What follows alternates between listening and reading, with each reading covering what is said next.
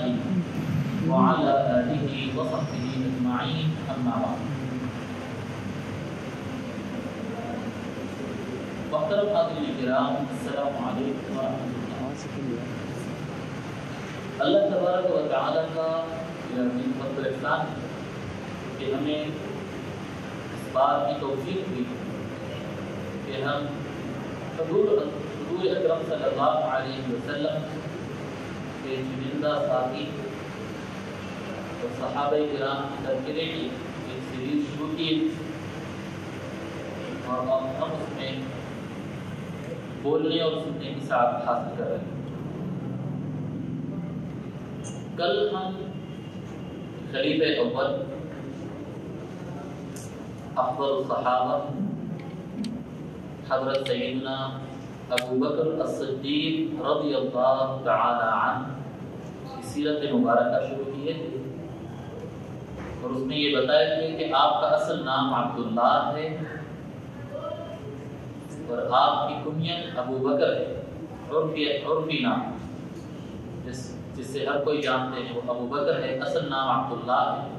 اور یہ بتایا کہ آپ کا نام عبداللہ حضور اکرم صلی اللہ علیہ وسلم ہے. اور یہ بھی بات بتائی تھے کہ آپ کے مزید القاب میں عتیق ہے اور صدیق ہے.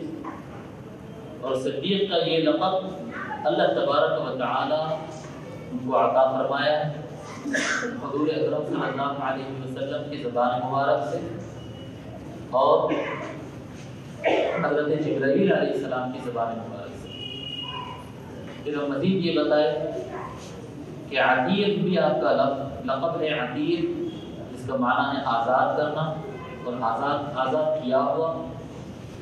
اور یہ بتائے کہ یہ لقب بھی حضور اکرم صلی اللہ علیہ وسلم سے ملا. حضور صلی اللہ علیہ وسلم فرمائے من سرہ ان ينظر الى عتیق من النار فلينظر الى ابی بکر او کما قال علیہ الصلوۃ والسلام. حضور صلی اللہ علیہ وسلم فرمائے کہ جس کسی کو یہ بات اچھی لگتی ہے کہ وہ کسی دوزخ سے آزاد کیے ہوئے انسان کو دیکھنا چاہتا ہے کہ جس کو دوزخ کی آگ ہرگز نہیں چھوئے گی، ایسے آدمی کو اگر دیکھنا چاہتا ہے تو وہ ابو بکر کو دیکھ لے. تو حضرت ابو بکر صدیق رضی اللہ تعالیٰ عنہ کی خصوصیت یہ ہے کہ آپ کا نام بھی حضور رکھے ہیں اور آپ کے القاب بھی حضور اکرم صلی اللہ علیہ وسلم عنایت فرمائے. اور یہ بتائے ہم کہ حضرت ابو بکر صدیق رضی اللہ تعالیٰ عنہ حضور اکرم صلی اللہ علیہ وسلم سے 2 سال اور تقریباً 3 مہینے، کچھ کم کچھ زیادہ، 2 سال 3 مہینے آپ حضور اکرم صلی اللہ علیہ وسلم سے عمر میں کم تھے. پھر ہم آپ کے صفات میں بتائے کہ بردباری مزاج میں دوسروں کا خیال کرنا، غریبوں کی مدد کرنا، مہمان نوازی کرنا، یہ چیزیں آپ کے اندر بائی نیچر موجود تھی. اور یہ بھی بتائے ہم کہ آپ کے اعلیٰ دماغ اور سمجھداری کی یہ علامت یہ تھی کہ ایام جاہلیت میں اسلام کے آنے سے قبل ہی آپ اپنے آپ پر شراب پینے کو خود سے حرام قرار دے دیے تھے. آپ کبھی شراب کو ہاتھ نہیں لگاتے. بتائے تھے ہم کہ حضرت ابو بکر رضی اللہ تعالیٰ عنہ دبلے آدمی تھے. قد ان کا ٹھیک ٹھاک تھا، شولڈر ان کے کم تھے، چوڑان کم تھی، گوری رنگت تھی اور دبلے تھے اور بڑی کشادہ پیشانی والے تھے. اور آپ کے چہرے مبارک کی کا گورا پر اتنا زیادہ تھا اور اتنا لطافت والے آپ کی جلد مبارک تھی کہ آپ کے رگے نظر آتے تھے چہرے پر. اور نہایت باادب فرق تھے. اور آپ کی خصوصیت یہ ہے کہ حضور اکرم صلی اللہ علیہ وسلم کے فرمانے کے بعد کبھی آپ سوچے نہیں کہ دیگر صحابہ میں بھی یہ وصف تھا لیکن انہوں نے بعد میں سیکھا تھا. دیگر صحابہ میں بھی یہ بات تھی کہ حضور فرمانے کے بعد پھر بات نہیں کرتے تھے، بس حضور فرما دیے یہ کرنا ہے، لیکن یہ چیز ان کے اندر بعد میں آئی. حضرت ابو بکر صدیق رضی اللہ تعالیٰ اسلام قبول ہی اسی ڈھنگ سے کیے تھے کہ حضور فرمائے اور وہ مان لیے. بس ان کا معاملہ یعنی ان کی خصوصی معاملہ تھا.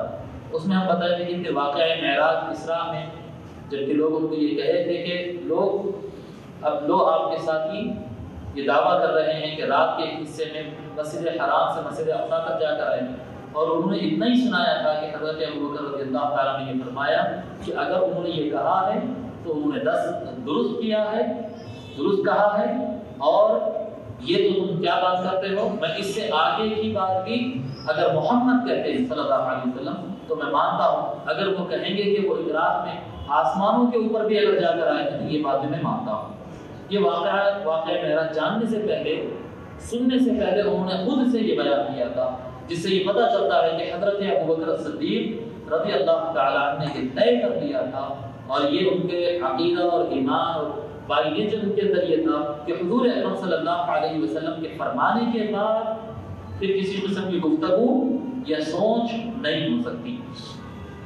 اسلام نے بھی بتائے ہیں کہ حضور صلی اللہ علیہ وسلم کے گھرانے کے بعد یعنی ام المؤمنین حضرت خدیجہ اور حضرت علی رضی اللہ تعالیٰ حضور کے گھر میں جو لوگ رہتے تھے، ان کے بعد ساری زمین پر سب سے پہلے اسلام قبول کرنے والے حضرت ابوبکر صدیق رضی اللہ تعالیٰ، اور یہ بھی ہم بتائے کافی تفصیل سے، کافی احادیث پڑھ کر اور روایتیں پڑھ کر اور سارا کچھ ہم سنا چکے ہیں کہ حضرت سیدنا ابوبکر صدیق رضی اللہ تعالیٰ عنہ یہ افضل الصحابہ ہے، تمام صحابہ میں یہ افضل ترین ہے، ان کی صحابیت سے اوپر کسی کی صحابیت نہیں ہے۔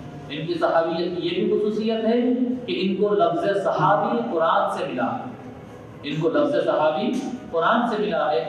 سارے صحابہ اور حضرت ابوبکر رضی اللہ تعالیٰ کی صحابیت میں یہ فرق ہے، یہ قاعدہ ہم بتائے تھے کہ اگر کوئی دیگر صحابہ کی صحابیت کا انکار کرتا ہے کہ میں صحابی نہیں مانتا، جیسے کہ علماء کرام نے لکھا ہے، تفسیر خازن وغیرہ کتب کے اندر موجود ہے، ہم حوالے دے چکے ہیں کہ اگر کوئی دیگر صحابہ کی صحابیت کا انکار کرتے ہیں میں ان کو صحابی نہیں مانتا، اگر کوئی کہتے ہیں تو ایسا آدمی بدعتی اور گمراہ کہا جائے گا، اس کو قابل سزا ہوگا دنیا اور آخرت میں، بدعتی اور گمراہ کہا جائے گا۔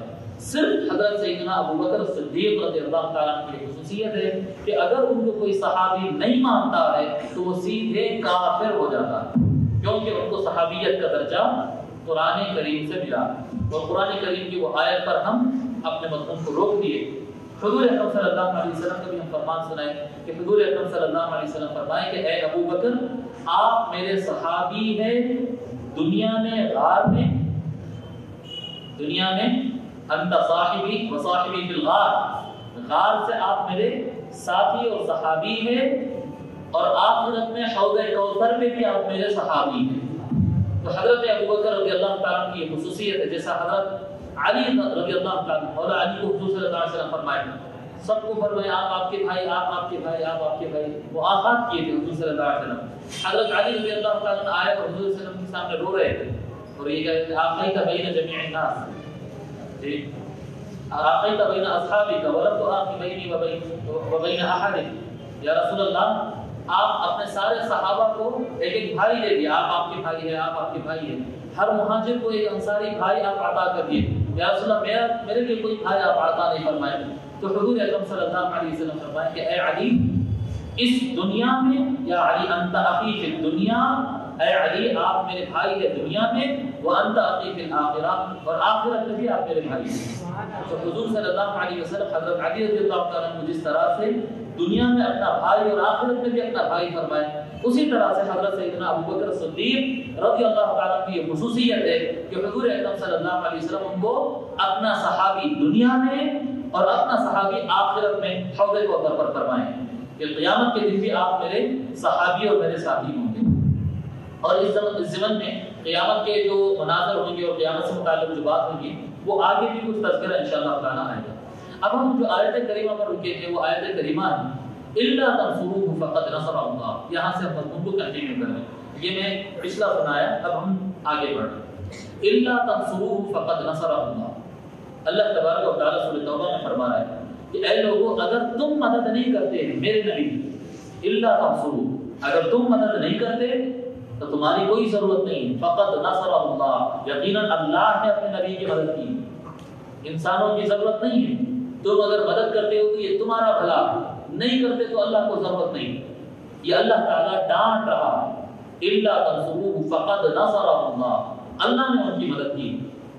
اذ اخرجہ الذین کفروا، جبکہ کفار نے انہیں نکال دیا، کفار نے ان کو تکلیف دیا تھا، ہجرت کرنے کی وجہ کیا تھی؟ مسلمانوں کا جینا مشکل ہو گیا تھا. تو آقا صلی اللہ علیہ وسلم پہلے مسلمانوں کو، عام مسلمانوں کو بھیجا کیے. دوسرے دن صبح میں حضرت عمر رضی اللہ تعالیٰ چلے گئے. پھر اب کچھ عرصے بعد حضور اکرم صلی اللہ علیہ وسلم وہاں سے تشریف لے گئے. فقد نصرہ اللہ اذ اخرجہ الذین کفروا ثانی اثنین، فرماتا اللہ تبارک و تعالیٰ کہتے ہیں وہ دونوں میں جو دوسرے تھے، ثانی اثنین اذ ہما فی الغار، جبکہ وہ دونوں بھی غار کے اندر موجود تھے. اذ یقول لصاحبہ، وہ اپنے صحابی سے کہہ رہے تھے. نبی صلی اللہ علیہ وسلم دوسرے دو تھے، ابو بکر تھے اور نبی تھے، ٹھیک ہے، دونوں تھے. وہ اپنے صحابی سے کہہ رہے تھے، کیا کہہ رہے تھے؟ لا تحزن، اے میرے صحابی غم نہ کرو، غم نہ کرو، ان اللہ معنا، بے شک اللہ ہمارے ساتھ. یہ حضور اکرم صلی اللہ علیہ وسلم حضرت ابو بکر رضی اللہ تعالیٰ عنہ کو یہ فرما رہے تھے. اب یہاں پر حضرت امام شامی رحمۃ اللہ علیہ فرماتے ہیں عاتب اللہ عز وجل اہل الارض جميعا فی هذه الآیہ غیر ابی بکر. حضرت شامی کہتے ہیں کہ اس آیت کے اندر اللہ تبارک و تعالیٰ زمین پہ جینے والے ہر انسان کو غصے میں آئے کہ میرے نبی کی تم مدد نہیں کرتے، میرے نبی کا تم ساتھ نہیں دیتے. اللہ تبارک و تعالیٰ پورے انسان پہ بسنے والے ہر انسان کو غصے میں آیا غیر ابی بکر، ابو بکر کو چھوڑ کر، کیونکہ حضرت ابو بکر ساتھ دے رہے، ٹھیک ہے نا. غیر ابو بکر لم یکن صاحب رسول. اچھا ٹھیک ہے، اب ہم چلتے ہیں یہ واقعہ ہجرت کو سنتے ہیں. یہ ہجرت کا ذکر ہے نا آیت کریمہ میں. یہ ہجرت کا واقعہ کیسا تھا؟ ہجرت کا واقعہ ایسا تھا کہ حضور اکرم صلی اللہ علیہ وسلم پہلے حبشہ کی ہجرت کا آرڈر لیے تھے. حبشہ آج کے زمانے میں ہم کہتے ہیں سوڈان. آپ کو معلوم ہے سوڈان کا، سوڈان افریقہ میں، افریقہ کے جو اوپر کی کنٹریز ہے نارتھ سائڈ پر، وہ ہے ایجپٹ، لیبیا، تیونس، جزائر، الجیریا جس کو کہتے ہیں. یہ ملک اوپر کے نارتھ سائڈ، یہاں پر ایک دم گورے لوگ رہتے ہیں. اور ویسٹ کے ساؤتھ سائڈ پر اگر چلے جائیں جو سوڈان ہے، صومال ہے، یوگینڈا ہے، کینیا ہے، ساؤتھ افریقہ ہے، نائجیریا ہے، اور یہ سارے ممالک جو ہے یہ نچلے حصے کے، ایریٹریا ہے، ایتھیوپیا ہے، یہ سارے کنٹریز نچلے حصے میں. یہاں پر اکثر سدھی لوگ ہوتے ہیں، سدھی لوگ ایک دم بالکل بلیک. تو یہ جو نچلے علاقے، اس میں ایک بڑا علاقہ ہے حبشہ جس کو آج ہم سوڈان کہتے ہیں. سوڈان وہاں کا بادشاہ عیسائی تھا اور بہت نرم مزاج تھا. حضور اکرم صلی اللہ علیہ وسلم وہاں پر بھیجے. آپ یہ یاد رکھیں آج دنیا کے اندر سب سے زیادہ جنگ جو ہو رہی ہے، دنیا میں جو سب سے زیادہ کلیشز ہو رہے ہیں، سب سے زیادہ ہر طرف ہو رہے ہیں ویسے کلیشز، جنگیں، لڑائیاں، جھگڑے، مگر سب سے زیادہ جو دو قوم کے درمیان ہو رہے ہیں وہ ہیں عیسائی اور مسلم. پورا ویسٹرن ورلڈ جو ہے وہ پورا کا پورا عیسائی. امریکہ، کینیڈا اور کتنے ملک ادھر ہے، وینزویلا اور برازیل اور وغیرہ وغیرہ. پھر آپ ادھر یورپ کی طرف آ جائیں، لندن، کیا کہتے ہیں، برطانیہ، فرانس، سویڈن، آئرلینڈ اور جتنے ممالک ہیں یہ سارے کے سارے عیسائی ہیں، کرسچن نہیں ہیں. یہ کرسچینٹی اور اسلام ان دونوں کے درمیان جنگ چھڑ گئی. اور مسلم اور عیسائیوں میں آئے دن کلیشز ہوتے رہتے، جنگیں ہوتے رہتے. اور نیٹو فوج بنتی، کبھی نیٹو بمباری کرتی ہے، کبھی امریکہ بمباری کرتا ہے. امریکہ عراق پہ حملہ کرتا ہے، ادھر افغانستان کے جنگ جو ہوتے ہیں کہ ہم جدھر امریکی دکھا ادھر بم پھوڑیں گے، ماریں گے. ایک جنگ لڑا کے چھوڑ دیے، اور یہ لڑا کے چھوڑنے والے کوئی اور ہے. میں آپ کو بتاؤں، اب دیکھیں حضور اکرم صلی اللہ علیہ وسلم پہلی ہجرت کا جو آرڈر کی، ہجرت دو مرتبہ کی، ایک حبشہ ایک مدینہ. تو پہلی جو ہجرت کی ہے حضور یہ فرمائے کہ وہاں کا بادشاہ نرم دل ہے، وہ عیسائی ہے، وہاں پر تم ہجرت کرو، وہاں پر پناہ لو، وہاں پر تم کو سکون ملے گا. یہ کیا بات ہے کہ اس زمانے میں جو عیسائی تھے وہ مسلمان کو پناہ دے رہے تھے، اور آج کے عیسائی مسلمان کو مارنے میں تلے ہوئے ہیں. قصہ ایسا نہیں. قصہ یہ ہے کہ قاعدہ اللہ تبارک و تعالیٰ قرآن کریم میں دے دیا. 6واں پارہ اختتام آخری آیت ہے. اللہ تبارک و تعالیٰ فرمایا لَتَجِدَنَّ أَشَدَّ النَّاسِ عَدَاوَةً لِلَّذِينَ آمَنُوا الْيَهُودَ وَالَّذِينَ أَشْرَكُوا. اللہ تعالیٰ فرمایا کہ اے لوگوں، روئے زمین پر سب سے زیادہ ایمان والوں سے دشمنی رکھنے والے لوگ یہودی ہوں گے اور بت پرست شرک کرنے والے لوگ ہوں گے. یہودی اور شرک کرنے والے یہ دو لوگ جو ہیں، بت پرست جو ہوتے ہیں، یہ دو لوگ مسلمان کے دشمن ہوں گے اور شدت والے رہیں گے، اور ان کی نیت ہمیشہ مسلمان کو ختم کرنے کی رہے گی، دشمن رہیں گے. اور آگے فرمایا وَلَتَجِدَنَّ أَقْرَبَهُمْ مَوَدَّةً لِلَّذِينَ آمَنُوا الَّذِينَ قَالُوا إِنَّا نَصَارَىٰ۔ قرآن کریم کیا ہے؟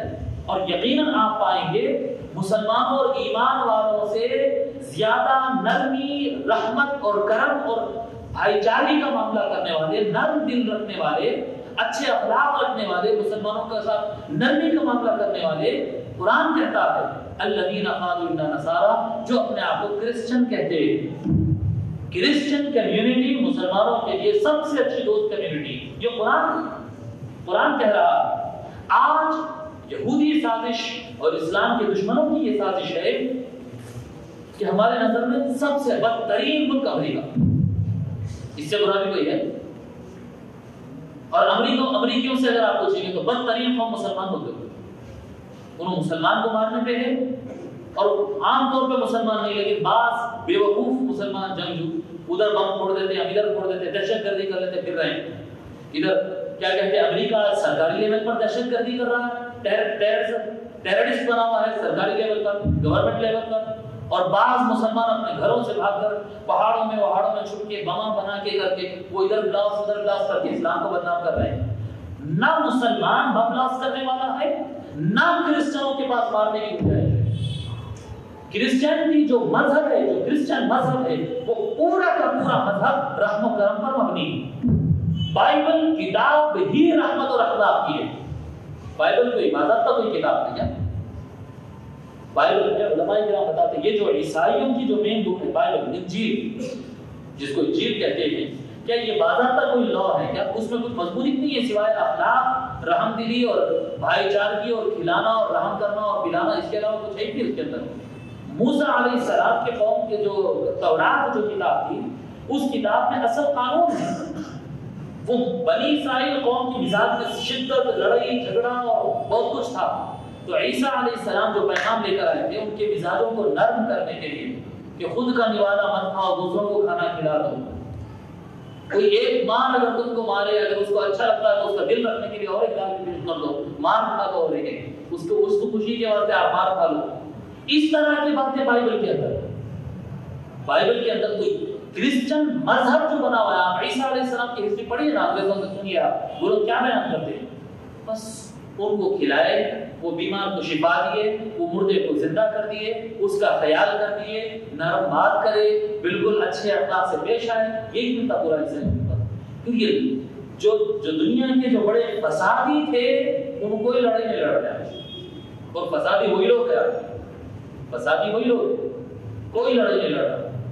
اور جو لوگ اسلام کو لے کے آئے کو تاکہ یہ کو رحمت للعالمین نہیں آئے، نہیں رحمت للعالمین، جن کو لوگ 20 سال ستائے تو ایک جملے میں سب کو چھوڑ دیے ہوئے، آج کوئی بدلا نہیں تو جاؤ کو پورے آزاد، ایسا چھوڑ دیے، نہیں جو گائے بکری اور اونٹ اور ہرن ان کی شکایت تک سن کے ان کی تکلیفوں کو بھی دور کر دیتے، یہ اسلام والے انہوں بم پھوڑ دے، اسلام والے یہ بم پھوڑیں گے اور وہ بم پھوڑیں گے، وہ قتل کریں گے عیسائی جن کا مذہب سراپا عیسائیت سراپا رحمت پہ مبنی ہے، سراپا رحمت پہ مبنی ہے۔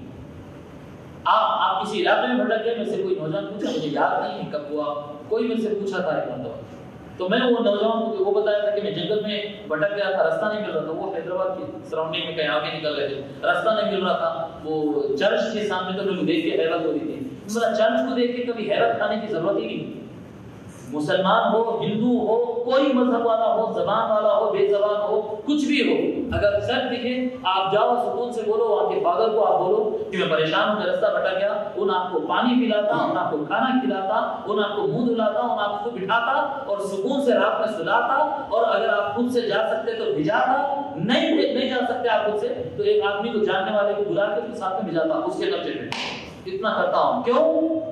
اس کی کتاب میں لکھا ہوا ہے، اس کو بولتے ہیں عیسائیت میں کبھی لڑائی تھی نہیں۔ اب آپ دیکھیں، تصور کریے نا کہ جب سگے رشتہ دار، قریشی رشتہ دار، بنو تیم کے رشتہ دار، بنو ہاشم کے رشتہ دار، بنی عبد مناف کے رشتہ دار، بنو شمس کے رشتہ دار، صحابہ کے اور حضور کے سارے رشتہ دار، جتنے رشتہ دار تھے، تکلیف وہ لوگ دے رہے تھے، اور حضور صحابہ کو یہ کہہ رہے تھے کہ حبشہ کا بادشاہ عیسائی ہے، وہ بڑا نرم دل ہے، تم جا کر وہاں پر آرام کرو، آپ تصور کر رہے ہیں یہ اتنا جو شیخ الاسلام جو جدوجہد کر رہے ہیں. آپ دیکھ رہے ہوں گے شیخ الاسلام آپ لندن میں ویمبلے ارینا میں کیسے پروگرام کیے, سارے مذہبوں کو بلا کر جی, کبھی عیسائیوں کو اپنی مسجد میں بلاتے ہیں, کبھی شیخ الاسلام خود چرچ میں جا کر کوئی پروگرام میں اپنا خطاب کرتے ہیں جی. آپ سوچ نہیں سکتے عیسائی مذہب کا بیس ہے حضور کو نہیں ماننے پر. وہ لوگ اللہ کو مانتے, عیسائی لوگ اللہ کو مانتے, عیسائی لوگ قیامت کے دن کو مانتے, عیسائی لوگ عیسیٰ علیہ السلام کو مانتے, موسیٰ علیہ السلام کو مانتے, ابراہیم علیہ السلام کو مانتے, آدم علیہ السلام کو مانتے, نوح علیہ السلام کو مانتے, سب مانتے وہ لوگ.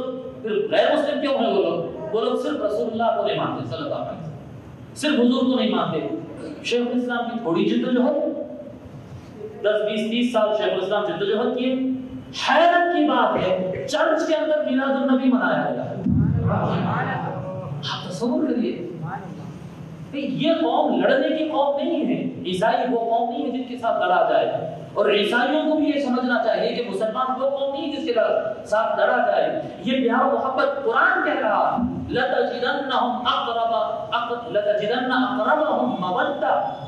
آپ دیکھیں گے کہ مسلمانوں سے سب سے زیادہ قریبی محبت کرنے والی قوم کرسچن ہوں گے. قرآن بول رہا. سمجھ میں آ رہی نا بات کہ شیخ الاسلام کیوں کر رہے ہیں جدوجہد؟ انگریزوں کی بیچ میں جا کے بیٹھ گئے, کافروں کی جا کے بیچ میں بیٹھ گئے. ارے جا کے بیٹھ گئے حضور اپنے صحابیوں کو وہیں بھی جا کے بیٹھ گئے. سمجھ میں آ رہی نا بات. پھر بعد میں یہ ہوا کہ جب لوگ گئے ان کے چہروں کو دیکھا وہ بادشاہ, پھر ان کو دیکھا کہ آپ لوگ اتنا مظلوم ہے اور حق پر ہے, آپ لوگ ایسا معلوم ہوتا ہے حق پر ہے. پھر قرآن سنا کیا اور نتیجہ یہ ہوا کہ وہ بادشاہ مسلمان ہو گیا.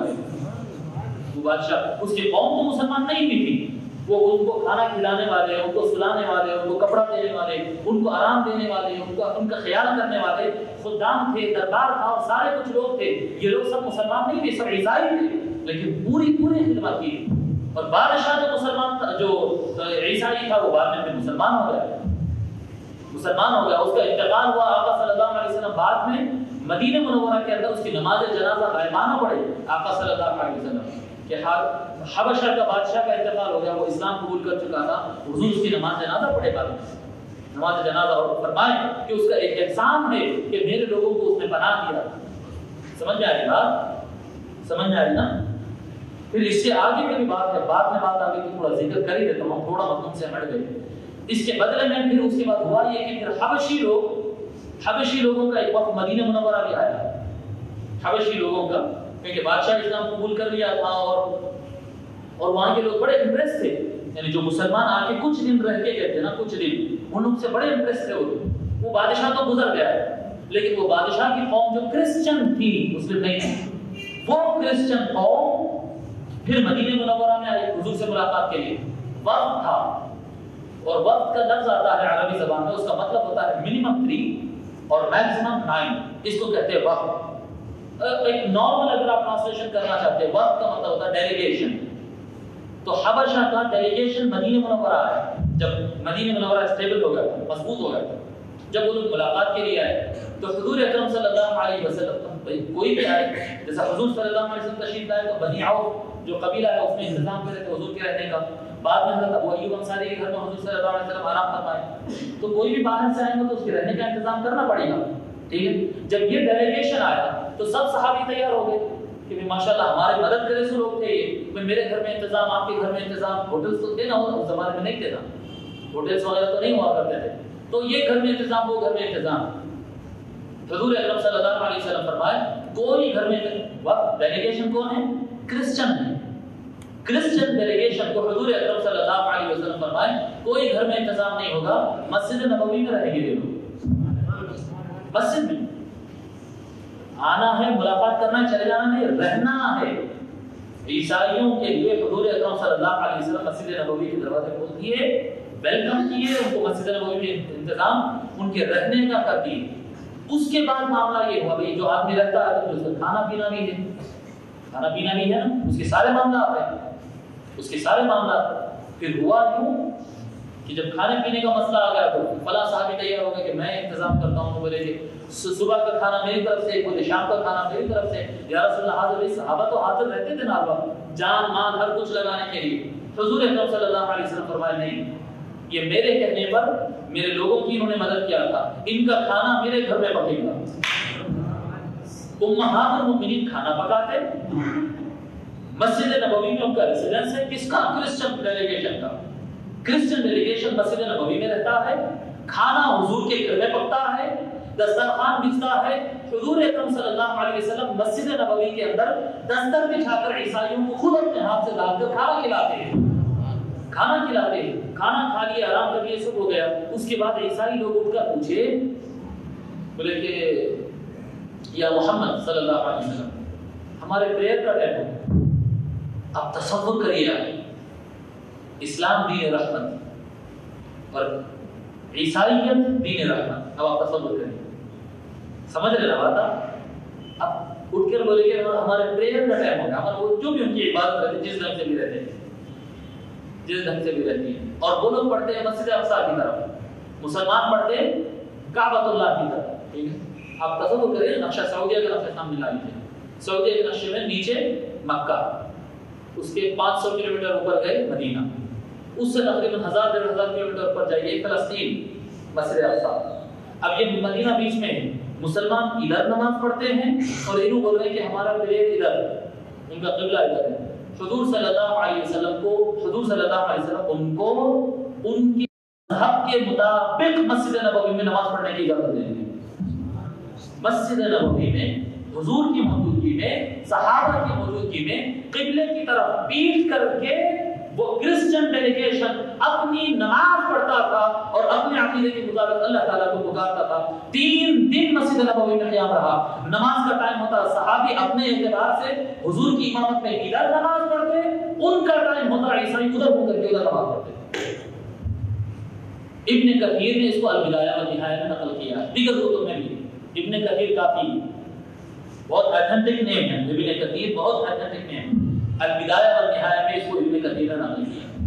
بس یہی کام شیخ الاسلام یہی بولے تھے جب ڈیلیگیشن منہاج القرآن کے دفتر کو آیا تھا، کرسچن ڈیلیگیشن ملاقات کے لیے آیا تھا، ملاقات کے لیے آیا، وزٹ کیے۔ منہاج القرآن چھوٹا ہے، آپ لوگ دیکھتے ہیں انٹرنیٹ ویڈیو پر، غزالی ہال، پھر وہ رازی بلڈنگ، پھر وہ شیخ شیرازی بلڈنگ، پھر وہ کیا کہتے ہیں درود السلام کا وہ کیا ہے منارۃ السلام، درود شریف جو بلڈنگ بنی ہے گوشہ درود، منارۃ السلام، پھر وہ دیکھے، پھر وہ دیکھے، پھر آفس دیکھے، پھر پریس دیکھے۔ ان کے نماز کا ٹائم ہوگا، ان کے نماز کا ٹائم ہوگا۔ تو شیخ الاسلام بغیر کچھ سوچے سمجھے گئے اور جامع مسجد جو منہاج القرآن کی جامع مسجد ہے اس کے دروازے کھول کے بولے کہ آپ پڑھیے، آپ نے نماز پڑھ لو۔ اور وہ فوٹوز ہے انٹرنیٹ میں دیکھا، اب ہے نہیں ہے رزلٹ مجھے نہیں معلوم، لیکن باضابطہ فادر سے وہ چرچ کے وہ کیا کہتے ہیں سلیب کراس وغیرہ اپنے گلے میں ڈالے ہوئے، گھٹنے پہ بیٹھ کے، وہ لوگ کا پریئر کا اسٹائل الگ رہتا نا، وہ قبلے سے مڑے ہوئے، ادھر قبلہ ہے تو کوئی دوسرے رخ پہ مڑے ہوئے، اور مڑ کر گھٹنوں پہ بیٹھ کے ایسے اٹھا کے وہ کچھ پڑھ رہے، وہ اپنا وہ پورا ڈیلیگیشن پڑھ رہا، اور پیچھے مسلمان ٹھہر کے دیکھ رہے ہیں، حضرت قرآن کے جو میزبان لوگ ہیں وہ ٹھہر کے دیکھ رہے ہیں۔ اب اس کے بعد کو ہنگامہ، پھر مسجد میں شرک کرا دیے، اور پھر کفر کے فتوے، اور پھر فلاں اور پھر فلاں اور پھر فلاں۔ شیخ الاسلام تو یہ بتائے، یہاں تک بتائے شیخ الاسلام کہ ایک فون کال مجھے آیا جس میں 1.25 گھنٹے تک ایک بہت بڑے علامہ ہے پاکستان کے، ان کا نام نہیں بتایا، یہ بتایا کہ 1.25 گھنٹے تک مسلسل مجھے صرف باتیں کرتے رہے اور گالیاں دیتے رہے، اللہ تجھے غارت کرے، ہلاک کرے، مسجد کو نجس کر دیا، وہ کر دیا، ارے تورے، گالی گلوچ، فتوے، دوزخی، حرامی، اور معاذ اللہ پھر وہ دو گمراہ اور فرق۔ شیخ الاسلام فرمائے کہ اس سے میرے کوئی فرق نہیں پڑتا، اگر کوئی دلیل دیتے، کوئی بات کرتے تو پھر میں کچھ گفتگو بھی کرتا تھا، وہ بولتے رہے دل کی بھڑاس، اور میں اطمینان سے سنتے بیٹھا رہا، کیونکہ میرے سامنے سنت مصطفیٰ کا ماڈل موجود تھا۔ تو پھر کوئی کچھ کہے، کیا قرآن کریم میں آیت نہیں نا، یجاہدون فی سبیل اللہ، اللہ کی راہ میں اولیاء اللہ وہ ہوتے ہیں کہ اللہ کی راہ میں وہ جد و جہد کرتے رہتے ہیں، یجاہدون فی سبیل اللہ ولا یخافون لومۃ لائم۔ کوئی ملامت کرتا ہے، مخالفت کرتا ہے تو 1000 دنیا مخالفت کرے، ان کو کوئی فرق نہیں پڑتا اس سے۔ یہ اولیاء اللہ کی صفت ہوتی ہے۔ بہرحال یہ ہجرت کا واقعہ آپ کو ضمن ذکر کر دیا، تو حضور اکرم صلی اللہ علیہ وسلم پہلے حبشہ کی طرف روانہ کر دیا، اور وہ ایک ڈیلیگیشن وہاں پر گیا اور رہا، آرام کیا، اور پھر حضور ان کو یہ میسج آیا کہ حالات سدھر گئے، مکہ مکرمہ میں حالات سدھر گئے، ان کو ایسی انفارمیشن ملی، تو پھر وہ لوگ پلٹ کے تھے، آسان تو نہیں تھا نا قادم اس زمانے میں، جیسا ان کو انفارمیشن ملی تو پھر پلٹ کے وہ مکے آ گئے، لیکن آنے کے بعد دیکھیں کہ یہاں پر حالات سنبھلے نہیں تھے۔ حضور اکرم صلی اللہ علیہ وسلم سیکنڈ پر فرمائے کہ اب تم کیا کرو، اس یعنی یہ لوگ حبشہ کو گئے، اتنے میں مدینہ منورہ کے لوگ آ کے ٹچ کرنا شروع کر دیے تھے، اوس اور خزرج۔ اوس اور خزرج دو قبیلے مدینہ منورہ کے رہنے والے، جو اصل نام مدینہ منورہ کا کیا نام بولیے نا، یثرب۔ یثرب یہ ہے اصل، اس گاؤں کا نام پہلے یثرب تھا، یثرب تھا۔ تو اس گاؤں کے رہنے والے جو اوس اور خزرج دو بڑے قبیلے تھے، اس کے علاوہ یہودی، عیسائی اور مشرک بھی رہتے تھے وہاں پر، میجورٹی جو ہے وہ اوس اور خزرج اور یہودیوں کی تھی۔ تو اوس اور خزرج کے دو قبیلے کے لوگ آ کے ملاقاتیں شروع کر دیے۔ حضور اکرم صلی اللہ علیہ وسلم حضرت سیدنا مصعب بن عمیر رضی اللہ تعالی عنہ، جن کا لقب ہے اول معلم فی الاسلام، حضور کے بنانے والے پہلے اسلام کے ٹیچر، حضور صلی اللہ علیہ وسلم کو ٹیچر بنا کر مدینہ منورہ بھیجے۔ مصعب بن عمیر کو کہ جاؤ وہاں کے لوگوں کو اسلام سکھاؤ۔ وہ گئے وہاں کے لوگوں کو اسلام سکھائے۔ اوس اور خزرج دونوں قبیلے مکمل طریقے سے مسلمان ہوئے، اور وہ بار بار بولتے تھے کہ یا رسول اللہ آپ تشریف لالیے تو اچھا ہے، دعوت دیتے رہتے۔ تو جب یہ وقت پلٹ کے ادھر واپس مکے آیا، حضور اکرم صلی اللہ علیہ وسلم سوچے یہ حالات تو نہیں سنبھلے، اور یہ لوگ بھی پلٹ کے واپس آ گئے، اب کیا کیا جائے؟ ان کو بولے کہ ایک کام کرو، تم لوگ مدینے کی طرف ہجرت کرو۔ مدینے کے لوگ بار بار بلا رہے ہیں اور وہ بڑے نرم دل لوگ ہیں، بہت اچھا ہے، تم کو سپورٹ ہو جائے گا، ایک کام کرو تم نکل جاؤ اور ہجرت کر کے وہاں پر پہنچو۔ مشرکین کبھی بھی نہیں چاہتے تھے کہ مسلمان ہمارے گرفت میں سے نکل جائے، چنانچہ ہوا یہ کہ کفار کی گرفت کا خوف، تلواروں کا خوف، اور یہ خوف ان کے سروں پہ منڈلا رہا تھا، تو رات ہجرت ہوئی۔ رات کے 12-1 بجے کے ٹائم پہ اچانک بس رات بیوی بچوں کو لینا اور نکل گیا، جتنا سامان ہاتھ میں اٹھا سکتے اٹھا لیے، جو نہیں اٹھ سکتا تھا چھوڑ دیے۔ تجارتیں چھوٹ گئی، دکان چھوٹ گئے، پراپرٹیز چھوٹ گئے، کپڑا چھوٹ گیا، امانتیں چھوٹ گئے، لوگوں کو قرضے دیے تھے وہ واپس نہیں آیا، چھوٹ گیا، جو کچھ تھا وہ چھوٹ گیا، جو کچھ تھا وہ چھوٹ گیا۔ کروڑپتی اور مالدار لوگ تھے، اپنی ساری جائیداد اور پراپرٹیز چھوڑ کر حضور کے حکم پر رات نکل گئے۔ حضرت عمر رضی اللہ تعالیٰ اور حضرت ابو بکر رک گئے، ہم سفر نہیں کرتے، ہم ہجرت نہیں، دونوں کا مقصد الگ الگ تھا۔ حضرت علی رک گئے، یہ تین رک گئے، حضرت ابو بکر، حضرت عمر اور حضرت علی۔ حضرت علی کو تو خود حضور روکے تھے، باقی سب نکل گئے، ہجرت کر لیے سارے مل کر۔ حضرت عمر رضی اللہ تعالیٰ ان کو کوئی رکایا نہیں تھا، ان کو کوئی نہیں رکایا تھا، انہوں خود سے رکے اور دوسرے دن صبح میں کعبۃ اللہ کے بیچ میں آئے۔ پورے رات میں نکلے نا، خطرہ تھا، خوف تھا، خطرہ تھا، اس لیے رات میں نکل گئے۔ حضرت عمر رضی اللہ تعالیٰ عنہ نہیں گئے۔ دوسرے دن صبح میں جب خوب دھوپ نکل گئی، بازار لگ گیا اور سب کچھ جم گیا، ویسے ٹائم پہ حضرت عمر رضی اللہ تعالیٰ نے بڑی کمان، تھوڑے تیر اور بازو تلوار لگا کے بیچ خانہ کعبہ، اور آ کے بولے کہ لوگوں سب لوگ رات میں چلے گئے مگر میں نہیں گیا اور میں جا رہا ہوں۔ حضرت عمر بولے اب میں جا رہا ہوں، اور یہ نہ سمجھنا کہ میں اس لیے جا رہا ہوں کہ تم سے خطرہ نہیں، اس لیے جا رہا ہوں کہ حضور کا حکم ہے، بس اس لیے جا رہا ہوں۔ اور جانے سے پہلے تم روکتے تھے نا، اب جانے سے پہلے میں کعبۃ اللہ کا طواف کر رہا ہوں۔ بڑے بڑے سرخنے بیٹھے ہوئے، ایک دو نہیں پورے بیٹھے ہوئے، بازار لگا ہوا ہے، ابو جہل بھی ہے، عتبہ بھی ہے، شیبہ بھی ہے، فلاں بھی ہے، فلاں بھی ہے، سارے موجود ہیں۔ سب کی موجودگی میں کہہ رہے ہیں کہ اب میں 7 چکر طواف کر رہا ہوں، اور کسی نے اگر اپنی ماں کا دودھ پیا ہے تو مجھے میرے ایک طواف کو روک کے بتا دے، میں طواف کر رہا ہوں۔ اور اگر کوئی چاہتا ہے کہ اس کی ماں اس کے جنازے پر روئے تو پھر میرے سامنے آ کے بھی بتا دے، جو آئے گا اس کی ماں اس کی لاش پہ رونے والی ہے۔ اور اطمینان سے پورے 7 چکر طواف کرے، اور 7 چکر طواف کر کے پھر آگے بڑھ کے پھر ایک چٹان کے اوپر چڑھے، بولے کہ میں 7 طواف کر لیا اور اب جا رہا ہوں، کوئی ہے روکنے والا؟ 3 مرتبہ اعلان ہے، کوئی روکنے والا ہے؟ کوئی روکنے والا؟ سو اپنے کام میں کوئی نہیں دیکھی، ویسا اپنے کام میں لگا ہے، مجھے پتہ کے لیے کوئی خیریت نہیں آتی، خیریت نہیں۔ حضرت عمر رضی اللہ تعالیٰ ان کو یہ تھا، اس لیے نہیں گئے تو رات انہوں ڈرا کے جانا چاہتے اور ڈرا کے گئے حضرت عمر رضی اللہ تعالیٰ۔ حضرت علی رضی اللہ تعالیٰ کو حضور صلی اللہ علیہ وسلم اس لیے روک لیے تھے کہ ان کو چاہیے تھا کوئی نہ آئے۔ مسئلہ یہ تھا کہ گھر میں کچھ امانتیں لوگوں کے تھے، اور حضور صلی اللہ علیہ وسلم ایام جاہلیت یعنی اعلان اسلام سے پہلے سے پوری دنیا کو کہتے تھے الصادق الامین، سچ بولنے والے اور امانت دار انسان۔ حضور صلی اللہ علیہ وسلم یہ نہیں چاہتے تھے کہ لوگ یہ کہیں کہ امانتیں لے کے چلے گئے۔ حضور کے گھر میں یہ جو کافر دن بھر ستاتے تھے نا، پھر اپنے پیسہ اگر کسی کے پاس سیف رکھنا ہے تو پھر حضور کچھ دروازے میں کھٹکا مارتے، دن بھر ستاتے تھے، پھر رات میں کھٹکا مارتے تھے کہ محمد یہ تھوڑا میرا مال ہے، میں ذرا سفر پہ جا رہا ہوں، بچے ہمارے چھوٹے ہیں، ذرا آپ سیف کر لیتے تھے۔ پھر دوسرے دن میں آ کے ستاتا تھا، پھر جب جانا رہتا تو پھر وہ آ کے وہ میرا پیسہ ہے وہ، یعنی ستاتا تھا، تکلیف دیتا تھا۔ قرآن کہا نا، قرآن میں اللہ تبارک و تعالیٰ فرمایا فَإِنَّهُمْ لَا يُكَذِّبُونَكَ وَلَكِنَّ الظَّالِمِينَ بِآيَاتِ اللَّهِ يَجْحَدُونَ۔ اللہ تعالیٰ فرمایا کہ اے محبوب، یہ ظالم لوگ جو ہیں یہ اللہ کی آیتوں کا، قرآن کا، اس کا انکار کر رہے ہیں۔ محبوب یہ لوگ آپ کو جھوٹا نہیں کہہ سکتے، نہیں، دن بھر بول رہے ہیں کہ یہ جھوٹ بول رہے ہیں، جھوٹ بول رہے ہیں، جھوٹ بول رہے ہیں، دھوکہ دے رہے ہیں، لوگ کو گمراہ کر رہے ہیں، پھر رات میں آ کے پھر ہمارے پیسہ کی حفاظت آپ کر لیتے کیا؟ سمجھ رہے نا بات؟ یعنی حضور کی ذات پر ان کو 100% شور تھا کہ یہ سچے، وہ انکار کرتے تھے اللہ کا، انکار کرتے تھے قرآن کا، مگر حضور کا انکار نہیں کر سکتے تھے، حضور کا انکار نہیں کر سکتے تھے۔ تو وہ امانت ہے، اور حضور صلی اللہ علیہ وسلم نہیں چاہتے کہ کسی کی امانت میں اونچ نیچ ہو، تو حضرت علی کو روکیے، حضرت علی کو روکیے، پھر حضرت ابوبکر رضی اللہ تعالیٰ عنہ، اور حضرت ابوبکر بار بار حضور کو ٹچ کرتے ہیں، یا رسول اللہ آرڈر کیا ہے، یا رسول اللہ آرڈر کیا ہے؟